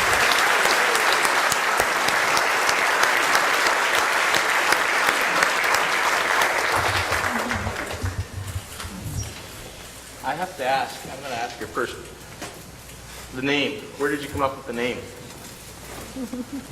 So Kincardin's original name was Penetangular. So after, hours and days of deliberating over the name and having lots of people involved, it went back to that. So Penetangular Wellness. Yeah. I just want to go back to what I read in the business plan. So what I read in the business plan was your doors were going to open in May, and that's now taking place? Yes, we are open. Okay, and you're at 150 families now with references of 2 to 3 per week? Is that 2 to 3 referral phone calls a week that we receive, yeah. okay? And I mean, this is a business about privacy and confidentiality. How do you protect those interests? What controls do you have in place to protect that? We have an electronic system that was developed by a psychologist family, and it's a web-based system, but we're able to ensure that the information that's put into that system is totally private. We're the only ones that have access to that system, and families are aware that that's where we input our information. Kaylee and I are the only ones that have access to that information. And there's, when we initially meet a family, we have consent forms and confidentiality agreements signed.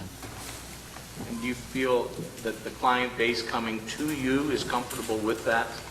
Again, both of you being in a small community and them coming from a small community, has that posed an issue? It has not posed an issue. We do have that conversation, especially if our kids go to the same school or there's something like that happening. We absolutely have that conversation each time, and it has not posed as an issue to this point. I'm just trying to understand the art therapy a bit further. So is that one-on-one counseling? Is it group counseling? Or how does that work? Well, currently art therapy, it's both. You can do both for that. Right now, we're hoping to offer more groups, especially in the fall. We have some planned for them. Right now, I do mostly individual art therapy, so just using art as a tool in psychotherapy. Yeah. So can you tell us a little bit more about your programs? Then you say 150 families, so how do you manage that schedule?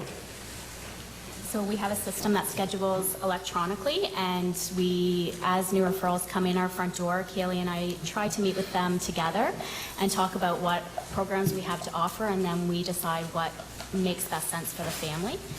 And then it depends on what the family's needs are. They're really customized in regards to if we see children and families together, if we see them individually, if we see them every week, if we see them once a month, if we see them every other week. So that depends on what the needs are of the individual family. You're talking about a fee-for-service based business. Yeah. How do you establish your fee, and if someone walks through your door and is unable to pay that fee, is there something available to cover that? So we do have a fee for service, so we have a certain charge per hour. However, we slide that scale right down to zero. So we will do that. There's also other communities. So one of our big things is connecting with other community partners, and so that's become also very helpful. So we'll reach out and connect to other people as well, so social services, Children's Aid Society, and make those connections if some fees can be come from there. However, there are some families that we see for $0 as well. Are there any services that families can claim through their benefits or other government services? Yeah, absolutely. So families are able to claim through their health benefits or their insurance companies. They pay up front for that service and charge back. We also I'm also registered with the EAP for Bruce Power through Homewood Health Solutions, so people can come through that way as well.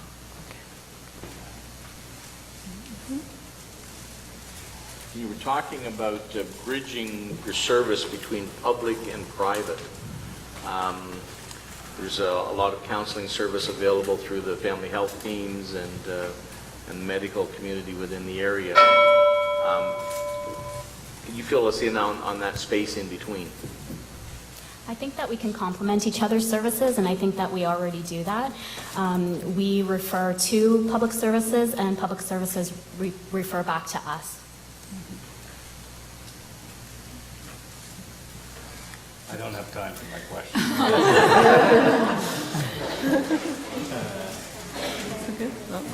Great, thank you. Thank you. Okay. Thank you. Big round of applause for Kaylee and Sarah. Thanks, ladies.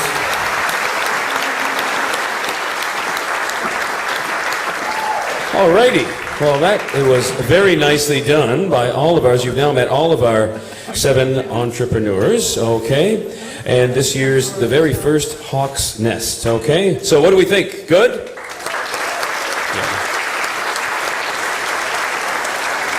And, I was hanging out with the entrepreneurs backstage, and honestly, all of them were just a little bit nervous, and so good on them for coming out here and telling us all about their things going. Just before we take a break, we are going to have this quick reminder about the very, very important People's Choice Award. Each member of the audience has a chance to vote for the People's Choice Award.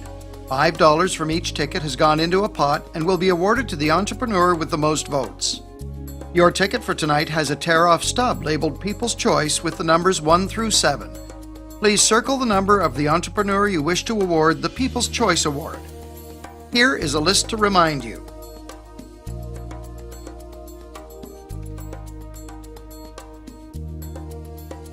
During intermission, there will be 3 boxes placed around the room, 1 on the stage, 1 at the registration table, and the 3rd box in the lounge area at the exit to the patio.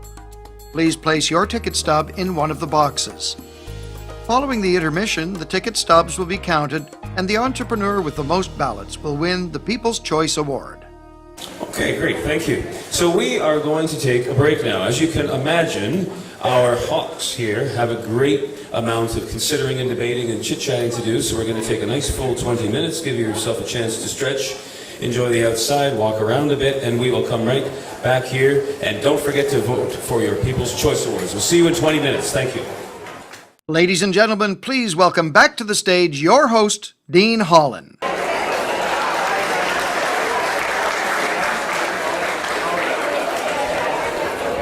Okay, thanks very much and welcome back to the second half of the Hawk's Nest. Actually, you know what?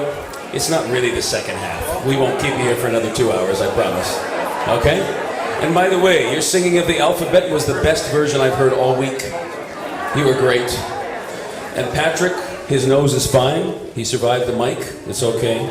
Okay, so did everybody have a good break? Did everybody vote for their People's Choice? Yes? Excellent. Okay. Let's bring our Hawks back out on stage. Give them a big round of applause, folks. Here they come.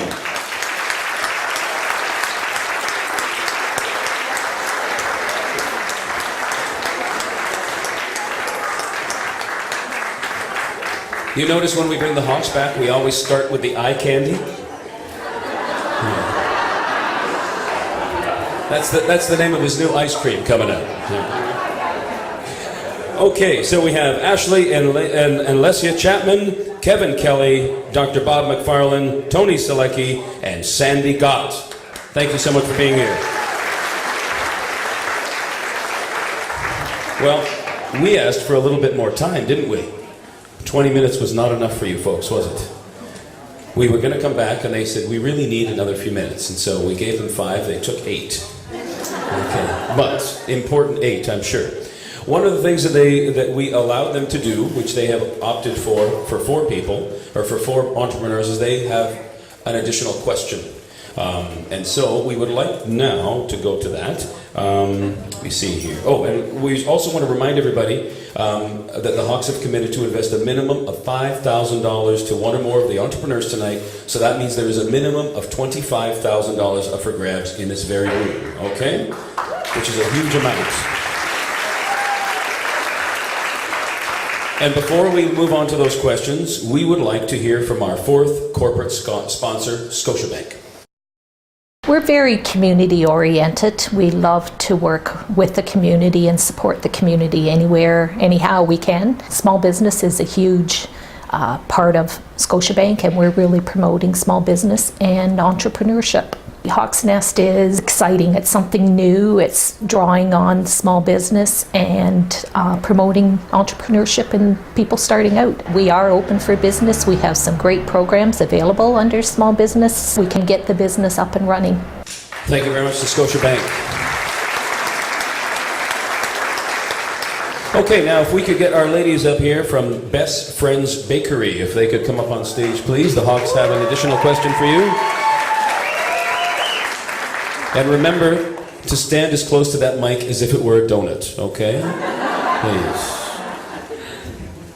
I had just one follow-up question. We touched upon it at the begin, or towards the end of your original presentation. Really, one of the biggest risks I see with this business is the control around the cash register. So just help me understand the controls you have in place to manage a cash business effectively. Well, we will do a night deposit every night, so there would be a deposit slip made and a deposit made into the bank. Right, and who's doing that deposit, and what are the controls over that deposit? Well, we're going to have a manager that would work that evening shift for closing, so they would be responsible to do that end of till and do the end of day report and then put the money in the bank. Okay, and who is that? Is a manager you know now, and is a manager to be hired? To be hired. Okay. Yes. All right, good. All right, thank you. Okay, is that all, Hawks? Anything else? Yep. Just one quick question. Cash businesses, people steal. What are your ideas around this? How are you going to make sure that this manager, who you're not paying that much money to do the managerial duties, how are you going to ensure that your money just doesn't slip out of your hands at the end of the night? Well, we would want a criminal reference check, first of all. But I think until we get some time working with them, I think definitely we have to keep a closer eye, for sure. Another safeguard that we use within our Hanover location is we also have security cameras that we have access to at any time. Okay, thanks, Kathy and Tina.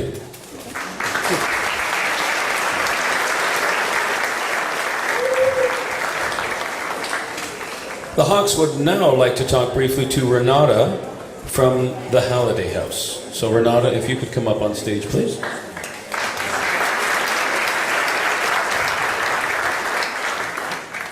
Renata, I just had one follow-up question. Do you qualify for any government funding at this stage? At this point in time, no. Like for the residents, you mean? Yeah. Yeah. Unfortunately, because it is a retirement home and not ministry run from the, as a long-term care home, there isn't any funding available. I personally have one low-income suite. It's a smaller suite, and we opened it up pretty much because of the goodness of our hearts. And we would like to have more income suites, low-income suites, but that's all we have right now. And have you qualified in the past for any funding? I don't think there is any funding for private retirement homes. Yeah, unless it's run by the county and you can get county funding. But I don't know any that have subsidy besides Bruce Lee Haven in Walkerton, and that's owned by the county. Okay, great. Yeah. Maybe that'll change as our seniors age. Yeah. Okay. That was it for me. Okay. Are we good, Hawks? Great, thank you. Okay, thanks, Renata. Okay.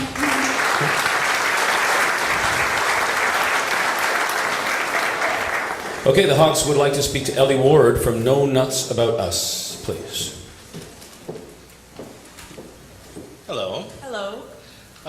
I just had one question that I wanted you to kind of explain to me. In your business plan, you had said your concept is to open up your business this summer.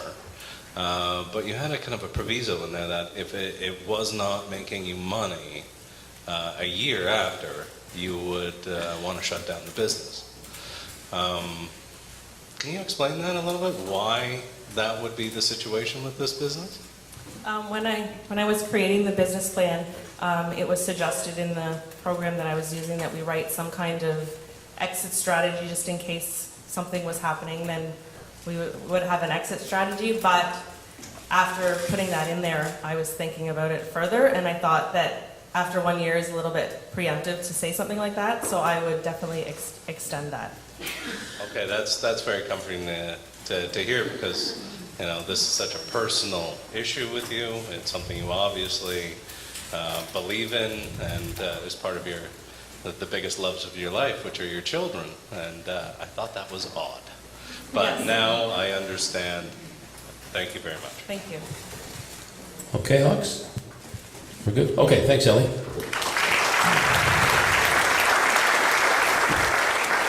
And finally, the Hawks would like to talk to our Pony Express girls, Deb and Danielle.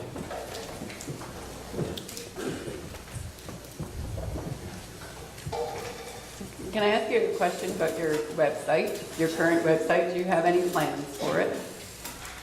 Oh, goodness, we have plans for our website. We do, actually. I've kind of been in the process of reconfiguring it, and what we're doing is adding an extra space where the wholesalers will be able to log in and see our inventories and make their orders directly from that site.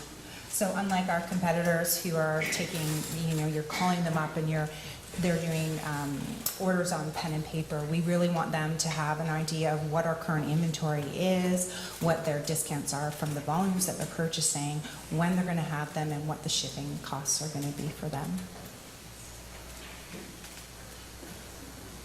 You told us about you were going to manufacture this comb. Anything else? Yeah, so the Handsome Devils line, you take this one, Deb. Really, there's a lack of all-natural grooming products in Canada. So what we've done is we've worked with some people and we're developing a line called Handsome Devils. It's got a very current, trendy barbershop style labeling to it. And we've only released a very, very tiny bit of it, but we've got really, really excellent reviews so far. What kind of regulatory approvals do you have to go through to make that happen? We do need to have our labels approved, so we have been in touch with a consultant that will help us with that. It's all of the products that are used within that product have been approved for human use and human cosmetic use. There's just a little bit of a gray area when it's for pets or animals, so we're trying to navigate that space right now. Great, thanks. Okay, we're satisfied? Yeah, excellent. Okay, thank you, Daniel.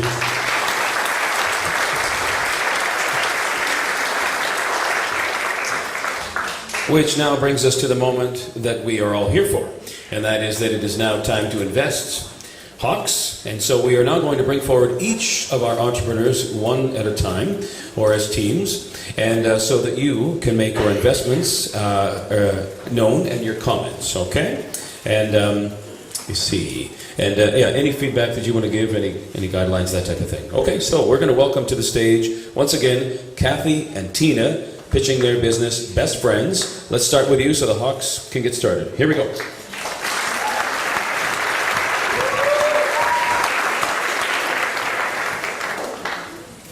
Well, I have to be honest, it's certainly a business that you've done very well with in Hanover. You've got a great market opportunity in Kincardine here. You're well on your way to establishing that. You heard some of the questions in terms of controls, in particular around a cash business. Certainly coming from Southampton, seeing a very similar bakery there and the success that it has, in particular in the summer month periods. I'm really excited about your opportunity. You heard me at the beginning of the show talk about creating economic growth, creating jobs, creating opportunity in the area here, and I'd really loved for you to accept a $2,500 interest-free loan over 5 years. Wonderful. Thank you. Thank you so much.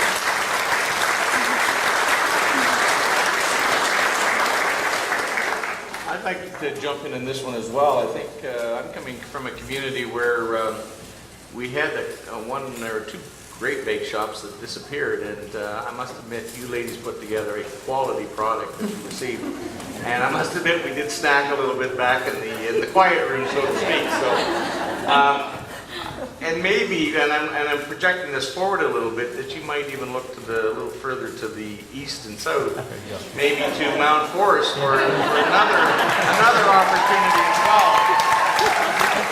And I'm prepared to jump in here for a total of $2,500 loan over a 3-year repayment period, if you would consider that as well.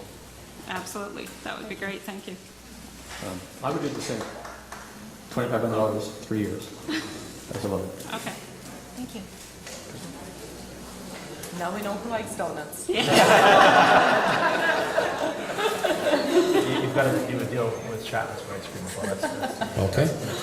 And while we won't be investing in you, when you want to open up your scoop shop, you know who to call. We'll throw you a good couple of deals, I guarantee you that. Okay, great. Well, thank you so much. We appreciate that. Thank you. So, and any mentoring? Any mentoring kind of relationship? Tasting that goes along with this. We'll be there. Perfect, great. Thank you so much. Thank you. Thank you so much, and congratulations.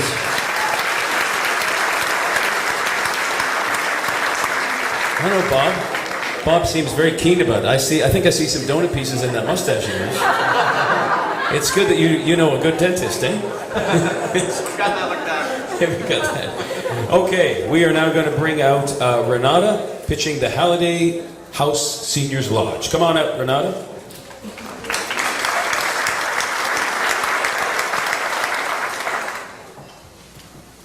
Renata, you are obviously very passionate about what you've got in front of you here. I was a little concerned when you talked about, the right size being 9 and you want to expand it to 14, and I think you answered that question very well to certainly give me the comfort that you're on the right track here.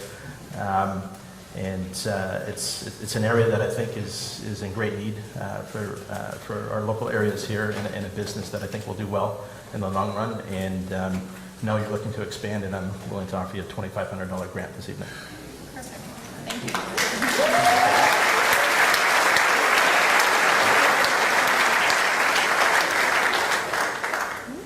Renata, I commend you on what what you've done to date and what you will do in the future. I don't know where you get your energy from, but I wish there was a commodity that we could distribute through the room this evening. So yeah, I commend you on the ambitious project that you've undertaken. Thank you. But I'm going to step aside with the investment tonight. Thank you. I just wanted to comment in the sense of I think what you do is amazing. The strength of character to really put yourself out there and help these people, and like you said, become part of their family is amazing. Unfortunately, from our perspective, we don't know anything about this. So as far as the value-added proposal to help your business, we really don't know how to help you. But thank you very much, and I appreciate everything you do. Thank you. So for myself, I'd like to I also commend you on what you do, and tell you that personally, my daughter Crystal, she's just become an RNA recently, and she wants to go for RN, and she really enjoys most working with the senior citizens. She's built, great relationships with them, and just the love and respect is so important. So I'm also going to give you a $2,500 grant.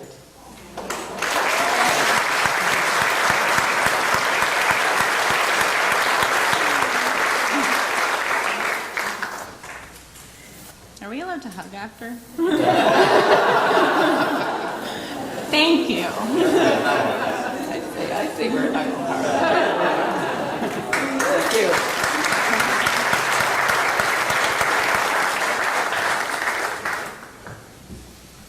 Okay. Are any of the other Hawks wanted to say anything at all to Renata, or are we good?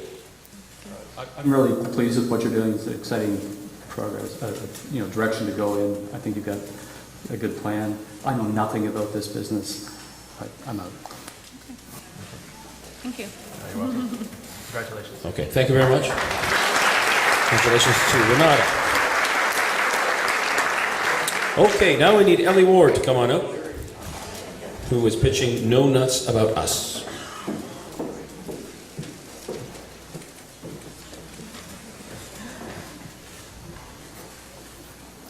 Hello. Hello. Just have to turn this thing on. So, now certainly your concept and your idea is something I do know something about. And considering what my family have done in the past, I understand it. I'm very involved in the business day to day. I know everything about our quality control procedures, our documentation, our everything to do with peanut and nut free. Now, I think your idea is brilliant. I really do. Now, around your business plan and everything you're planning to do, I think you've come off to a hell of a start. But at the same time, I think you've underestimated how much money you really need to make this a go.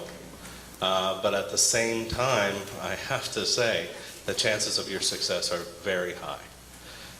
So my wife and I have talked, and if you are into it, we would like to propose a partnership for a percentage of your business, and we will help you, we will mentor you. My wife is MBA marketing. She can sell anything at this. Trust me, I really do know this at this point in our relationship. And again, there will be, of course, discovery that we have to do to find out what you have done so far. We will also help with legal costs in setting up a corporation if you are interested, and our partnership will be kind of built in there. And we would like to invest a minimum of $15,000 in your business.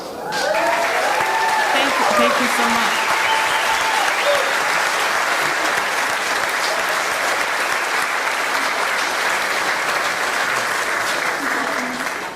certainly there's a lot of work that needs to be done from this night on.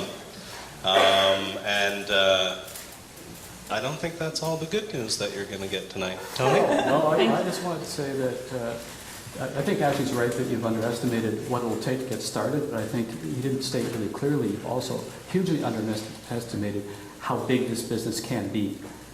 And for that reason, I wanted to partner with Ashley and Alicia, not to the same degree, I'm a smaller player, $5,000 to be in that partnership if you guys are amenable.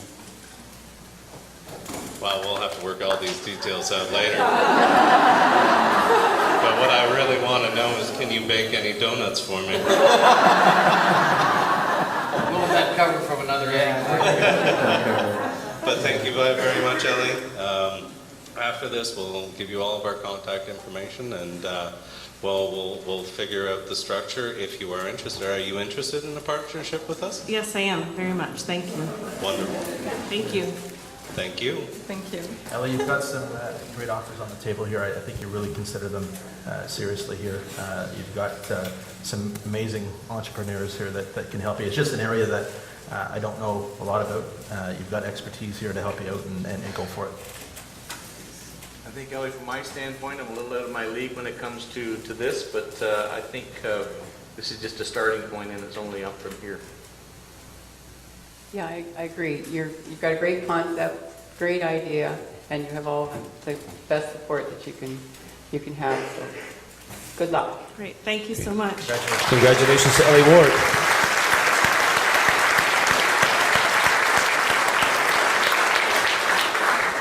Okay, let's bring Patrick up, pitching his work hard, dream big. Patrick, nice to see you. Do you want to adjust that mic yourself, or do you want me to come over there and do it? I'll try. You're a smart man. There you go. There we go. Hello again. Hi, Patrick. Your speech was very inspiring.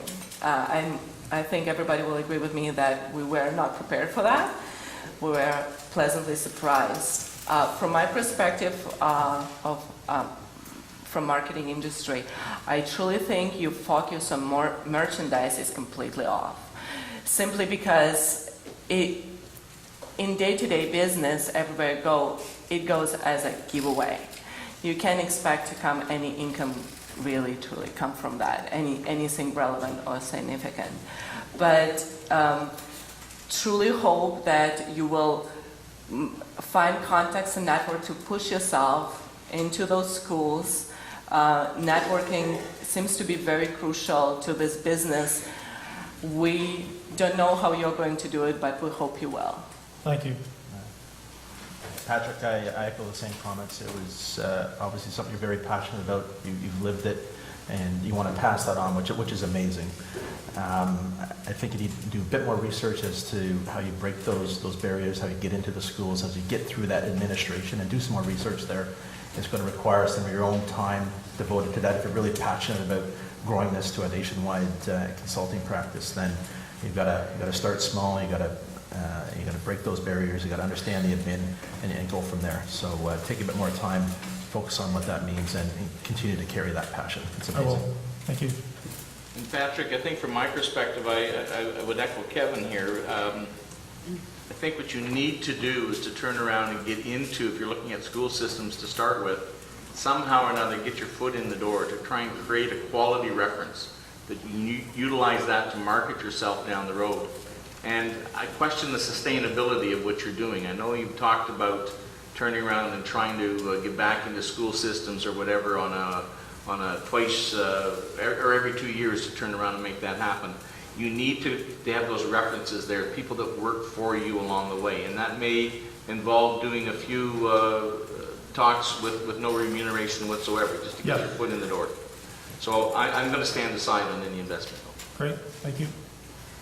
I agree that getting yourself out there, getting those references is critical. I think there's also a funding barrier in terms of, you talked about the budgetary cycle, and schools already have plans for that money years in advance. I think that there's probably a better channel for you to see if you can partner with A service club like the Kiwanis, the Optimists, particularly those service clubs that work with children, I think would see value in what you do, and they'd be able to do fundraising in their community to bring you in to see those groups of kids. That's As a great idea. suggestion. But until you get some proven references, I can't be sure enough about the business. Okay, thank you. Yeah, I think they've said it all. I agree. Going out and doing some of these speaking, doing some of them for pro bono is a good idea, so you can get some references. It's, you know, I too was touched by what you said and how you said it, and as Leisha said, it was inspiring. So what I would say that if you were to find a school in the age range that you're looking for, then I would, you said between 500 and 750, I would sponsor one of your events to try to get you some traction and exposure and hopefully help you get some references. Yeah, that would be wonderful. Thank you. Okay. Thanks, everybody.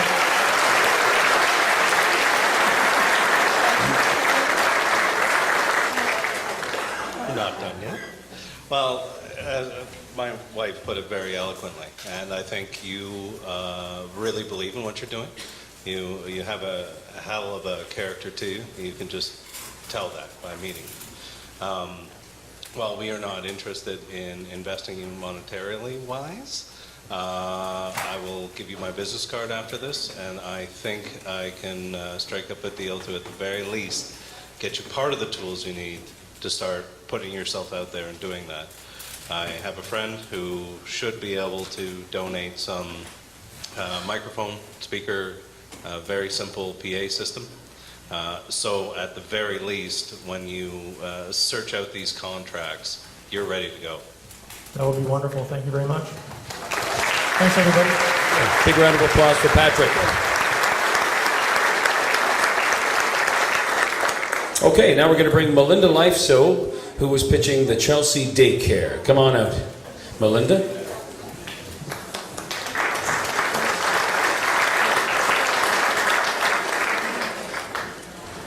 Melinda, I'm mother of 2 little girls, and I certainly appreciate the service that you're providing. And there is certainly not enough childcare in the area. We need more and more and more. It's unfortunate that a 24/7 concept is simply not feasible at this point. And we were glad that you brought it up during your presentation because we had a lot of questions about making it work. Moving from a home childcare to a business requires a lot of skills and experience, managerial skills. You talk about books, accounting. Dealing with people is always complicated. We are not sure you have those skills. I think it will take a little bit of time for you to get there. However, we would really like to support you. We really enjoyed your presentation. So we would like to offer $2,000 grant to start up your business and hopefully get it running. Thank you.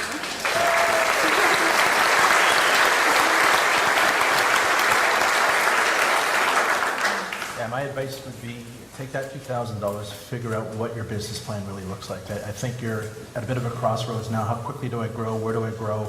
Step back, analyze that a bit further, and grow at the pace that you're comfortable with, because there will be some additional responsibility as growth continues here. Take advantage of the grant and make the most of it. Congratulations. I think from my standpoint, Melinda, I think you're transitioning is what I see from a primary caregiver almost into a managerial role, and I'm not sure whether you're quite ready to do that transition yet. I think you're doing a phenomenal job in the primary care aspect of it, and to go to the next level, there's a lot of things that are going to come at you at that stage. So I think with the grant that's coming your way, I think utilize that to your advantage, look forward, take small steps as you go forward, and I think it could be quite successful. But I'm going to step to the side. Thank you. This is a really tough one. It's such an important service. You know, I can't see how you can fail. I'm sure there's ways, but you know, you're young, you've got amazing energy, you're enthusiastic, you know the market. I'm not going to grant you $2,000, but I will loan you $2,000. 3-year payback, and we'll work something out. Thank you.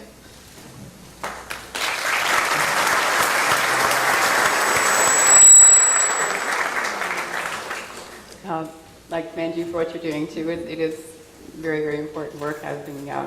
We have 3 grandchildren, and they're a thrill. But you know, at opportune times, you can just hand them back, and you can't do that. So I will join and loan you $1,000. Thank you.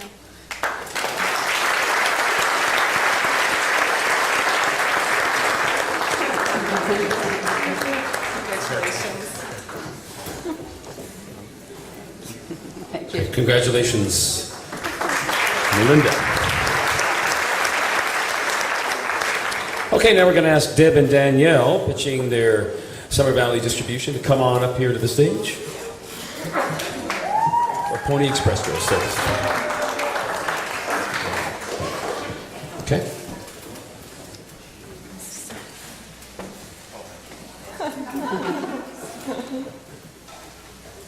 Horses.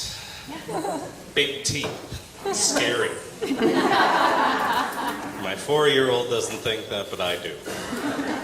And truly, it's kind of hard for my wife and I to wrap our heads around the whole concept, because as I was saying backstage, our daughter could care less about sparkles than any of this. It could be, you know, a 30-year-old horse that smells bad, and she doesn't care. She just wants to get on a ride. So we had a problem kind of figuring out how this would fit and how we would give value added to this business, as well as the startup cost being in the business plan. I think it was 35, and then to 50. It just seems a little bit too much of an investment for us. So I wish you the best of luck.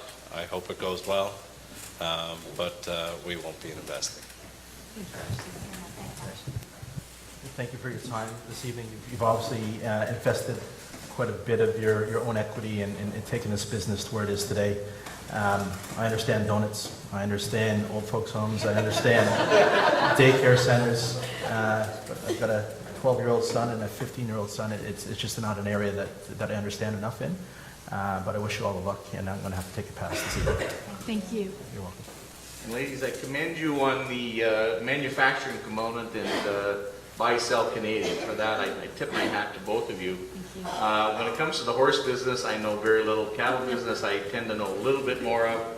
But the horse business, I know absolutely nothing about. So I'm going to have to step to the side as well.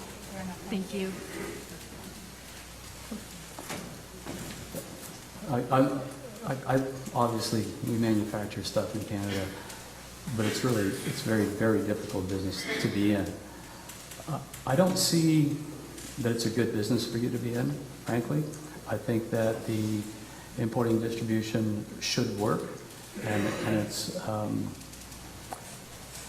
there's not enough volume for you to be manufacturing in Canada. That sounds backwards, but that's the way I see it. And so the fact you haven't been able to make money in the past couple of years doesn't point to a profitable future. So I'm sorry I can't support that. Thank you. I love horses. And I have horses, so I'm bought into that concept. I do also have some questions about your business plan, and so and questions are over. So I guess I would ask you if I were to offer you a loan of $2,500, would you be interested in doing a sort of a royalty payback program? Would that work for you? And would you be open to just going over the business plan and perhaps some mentoring different Like, thoughts. how that would you guide us, and could we sit down with you and be involved? I would love that. Yeah. I would love that. 'Cause I think the concept is great. That's great. Yes, Okay. thank you. Thank you. Okay. Big round of applause for our Pony Express girls.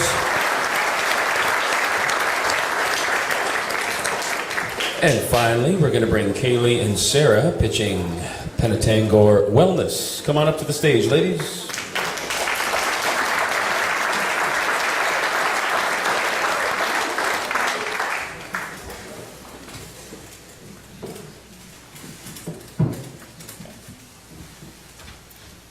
Ladies, your service is certainly very important for the community. It's great to see you're doing so well so far. And we just decided that the expert in the area would be more beneficial to contribute to this business. And we'll just enjoy watching you grow. And we are sure you will be very successful. Thank you. You both do amazing work, and I commend you for that. I also understand your passion about trying to grow something locally here because of the distance to Owen Sound, so I certainly understand that. Also understand, it's different for a child growing up now than it was back in the 70s. There's different pressures, there's different stresses in their lives that we've got to pay attention to, and some of the things you're offering are quite amazing. So I'm going to offer you two things. One, I'm going to offer you a $2,500 interest-free loan, repayable over 5 years, to help you expand the business. But I'm also going to offer you some consulting and some mentoring as well. And I think the key for your business is moving at the right pace and avoiding bringing in those fixed costs ahead of that volume growth. And I'd love to work with you and figure out how that looks. Thank you. You're welcome. Thank you.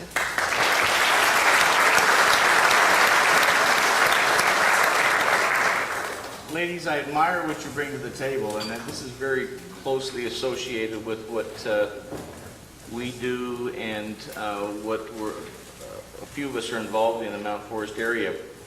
Bridging that service between the private and the public sector is a very interesting area to be in, and it's almost treading on thin ice at certain times. But I think it also meets a need for this community and multiple other communities around the area. We have our Ontario government that provides certain services, and then there's a big gap in between. So I'm prepared to jump in and offer you a $5,000 loan over a 3-year period, and also some mentoring along the way as well, if you're interested. Thank you so much. Thank you.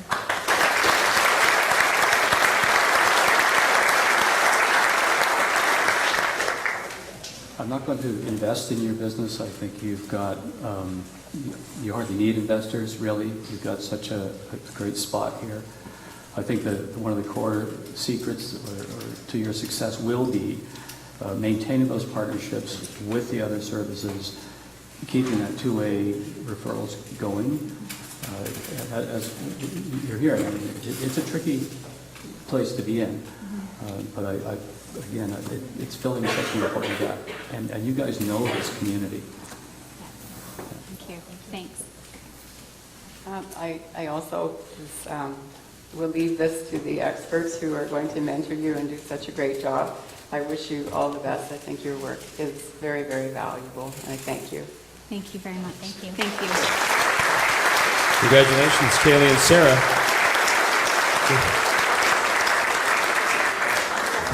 Okay, so this is nice because you know what my notes say here? Isn't that amazing? We just saw $25,000 invested like that, but it was more than $25,000, wasn't it, folks? It was good. And we mustn't forget that we have one more pot of money to hand out, and that's the People's Choice Awards. But first, before we do that, we would like to hear from our final corporate sponsor, TD. TD decided to get involved in Hawk's Nest, as 1/3 of all businesses, small and medium-sized, located in Canada are located in Ontario. There has been a loss of manufacturing jobs in Ontario, and small and medium-sized businesses hire a lot of people and create a lot of jobs to hopefully fill that gap. So TD is very proud to support Hawk's Nest as a corporate sponsor this year. What we look to gain is to provide support for entrepreneurial growth for businesses in our area.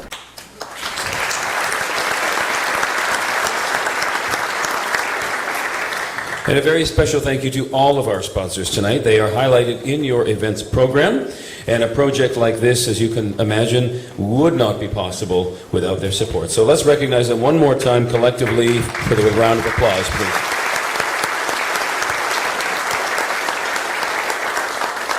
Okay, and now, ladies and gentlemen, it is time to get to the People's Choice Awards. The ballots have been added up, and we are ready to announce the winner. A total of 274 tickets were bought and cast.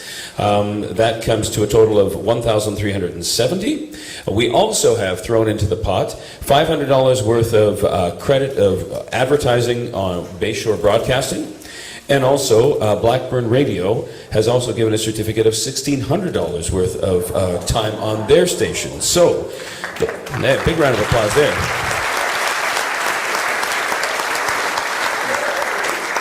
That brings the grand total for whoever wins our People's Choice Award to $3,470 in cash and kind. And now to announce the People's Choice Award, I'd like to invite to the stage the presenting partners, Rose Austin from the Saugeen Economic Development Corporation and Barb Fisher from the Bruce Community Futures Development Corporation.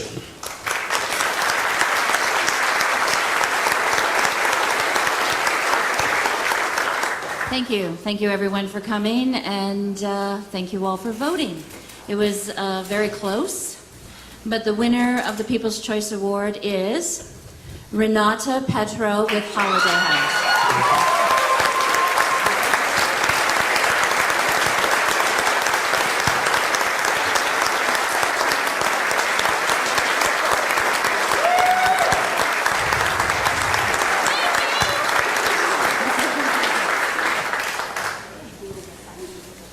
Okay.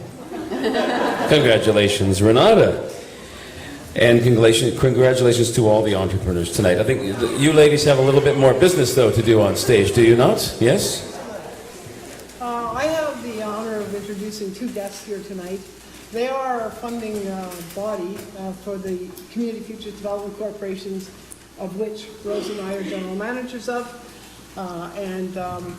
It's pretty bright up here. But I know in the audience somewhere we have Jeff King and Allison Barkley from FedDev. If you would please stand, it's going to be hard for people to see you. Please stand. And please take back.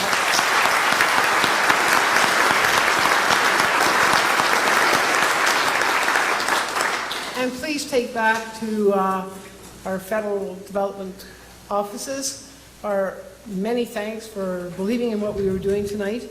And we're hoping to make this an annual event. Don't know yet. We'll do our little analysis after and find out, but that's what we're trying to do. And we have a large area to cover. Grey Bruce, Owen Sound, North Wellington. It's huge. And Rose's office is located in Newstead. Ours is located in Kincardine. And we'd be happy as well to share this event in other communities and have a success with that. So again, FedDev, thank you very, very much, and please take that back.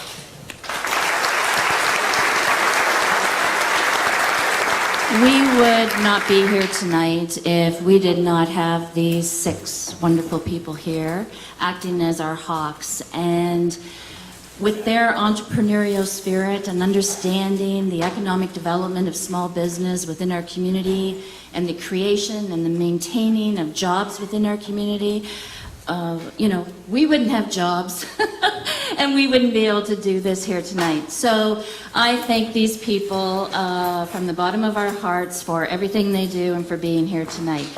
Rose and I are both engaged in work with our communities through a board of directors, a volunteer board of directors, who of most have been able to attend tonight. They are sitting in the first 3 or 4 rows, maybe 5. We owe a lot of gratitude for your understanding that sometimes we take these little projects on, we take these projects on and we value your support. But most of all, it's important for everybody here to know you're all volunteers You give endless time and commitment to doing what boards are expected to do. That's make good decisions and offer good support to their staff when we're all on the right movement. So many thanks to all of the board members for being here and for supporting our efforts. Thank you.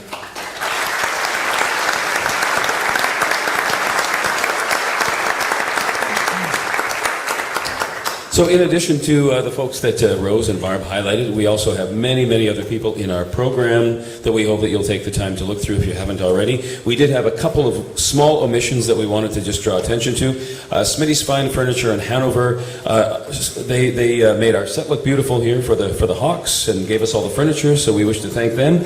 And also, yes, absolutely. And in addition, we also didn't get Derek Bruce's name in there, and he's the guy who's been running out here back and forth. He's been looking after the Hawks and looking after the entrepreneurs and the microphones, and so we want to acknowledge Derek as well. So, and finally, we wish to, before we bring out the entrepreneurs, which we are going to do in a second, we wish to thank you, all of you, for being here tonight. Thank you so, so much. So give yourself a round of applause for being here. In closing, we are going to bring out all of our entrepreneurs. We can acknowledge them. We would like them not to disappear quite right away because we want to get some photographs. We have members of the press here who want to get photos. This is a perfect time. They'll all be coming up on stage. And then when that is done, please continue to support your local businesses. Drive very, very safely and have a wonderful, wonderful night. Thank you so much. Let's bring our entrepreneurs out. There we are. Come on.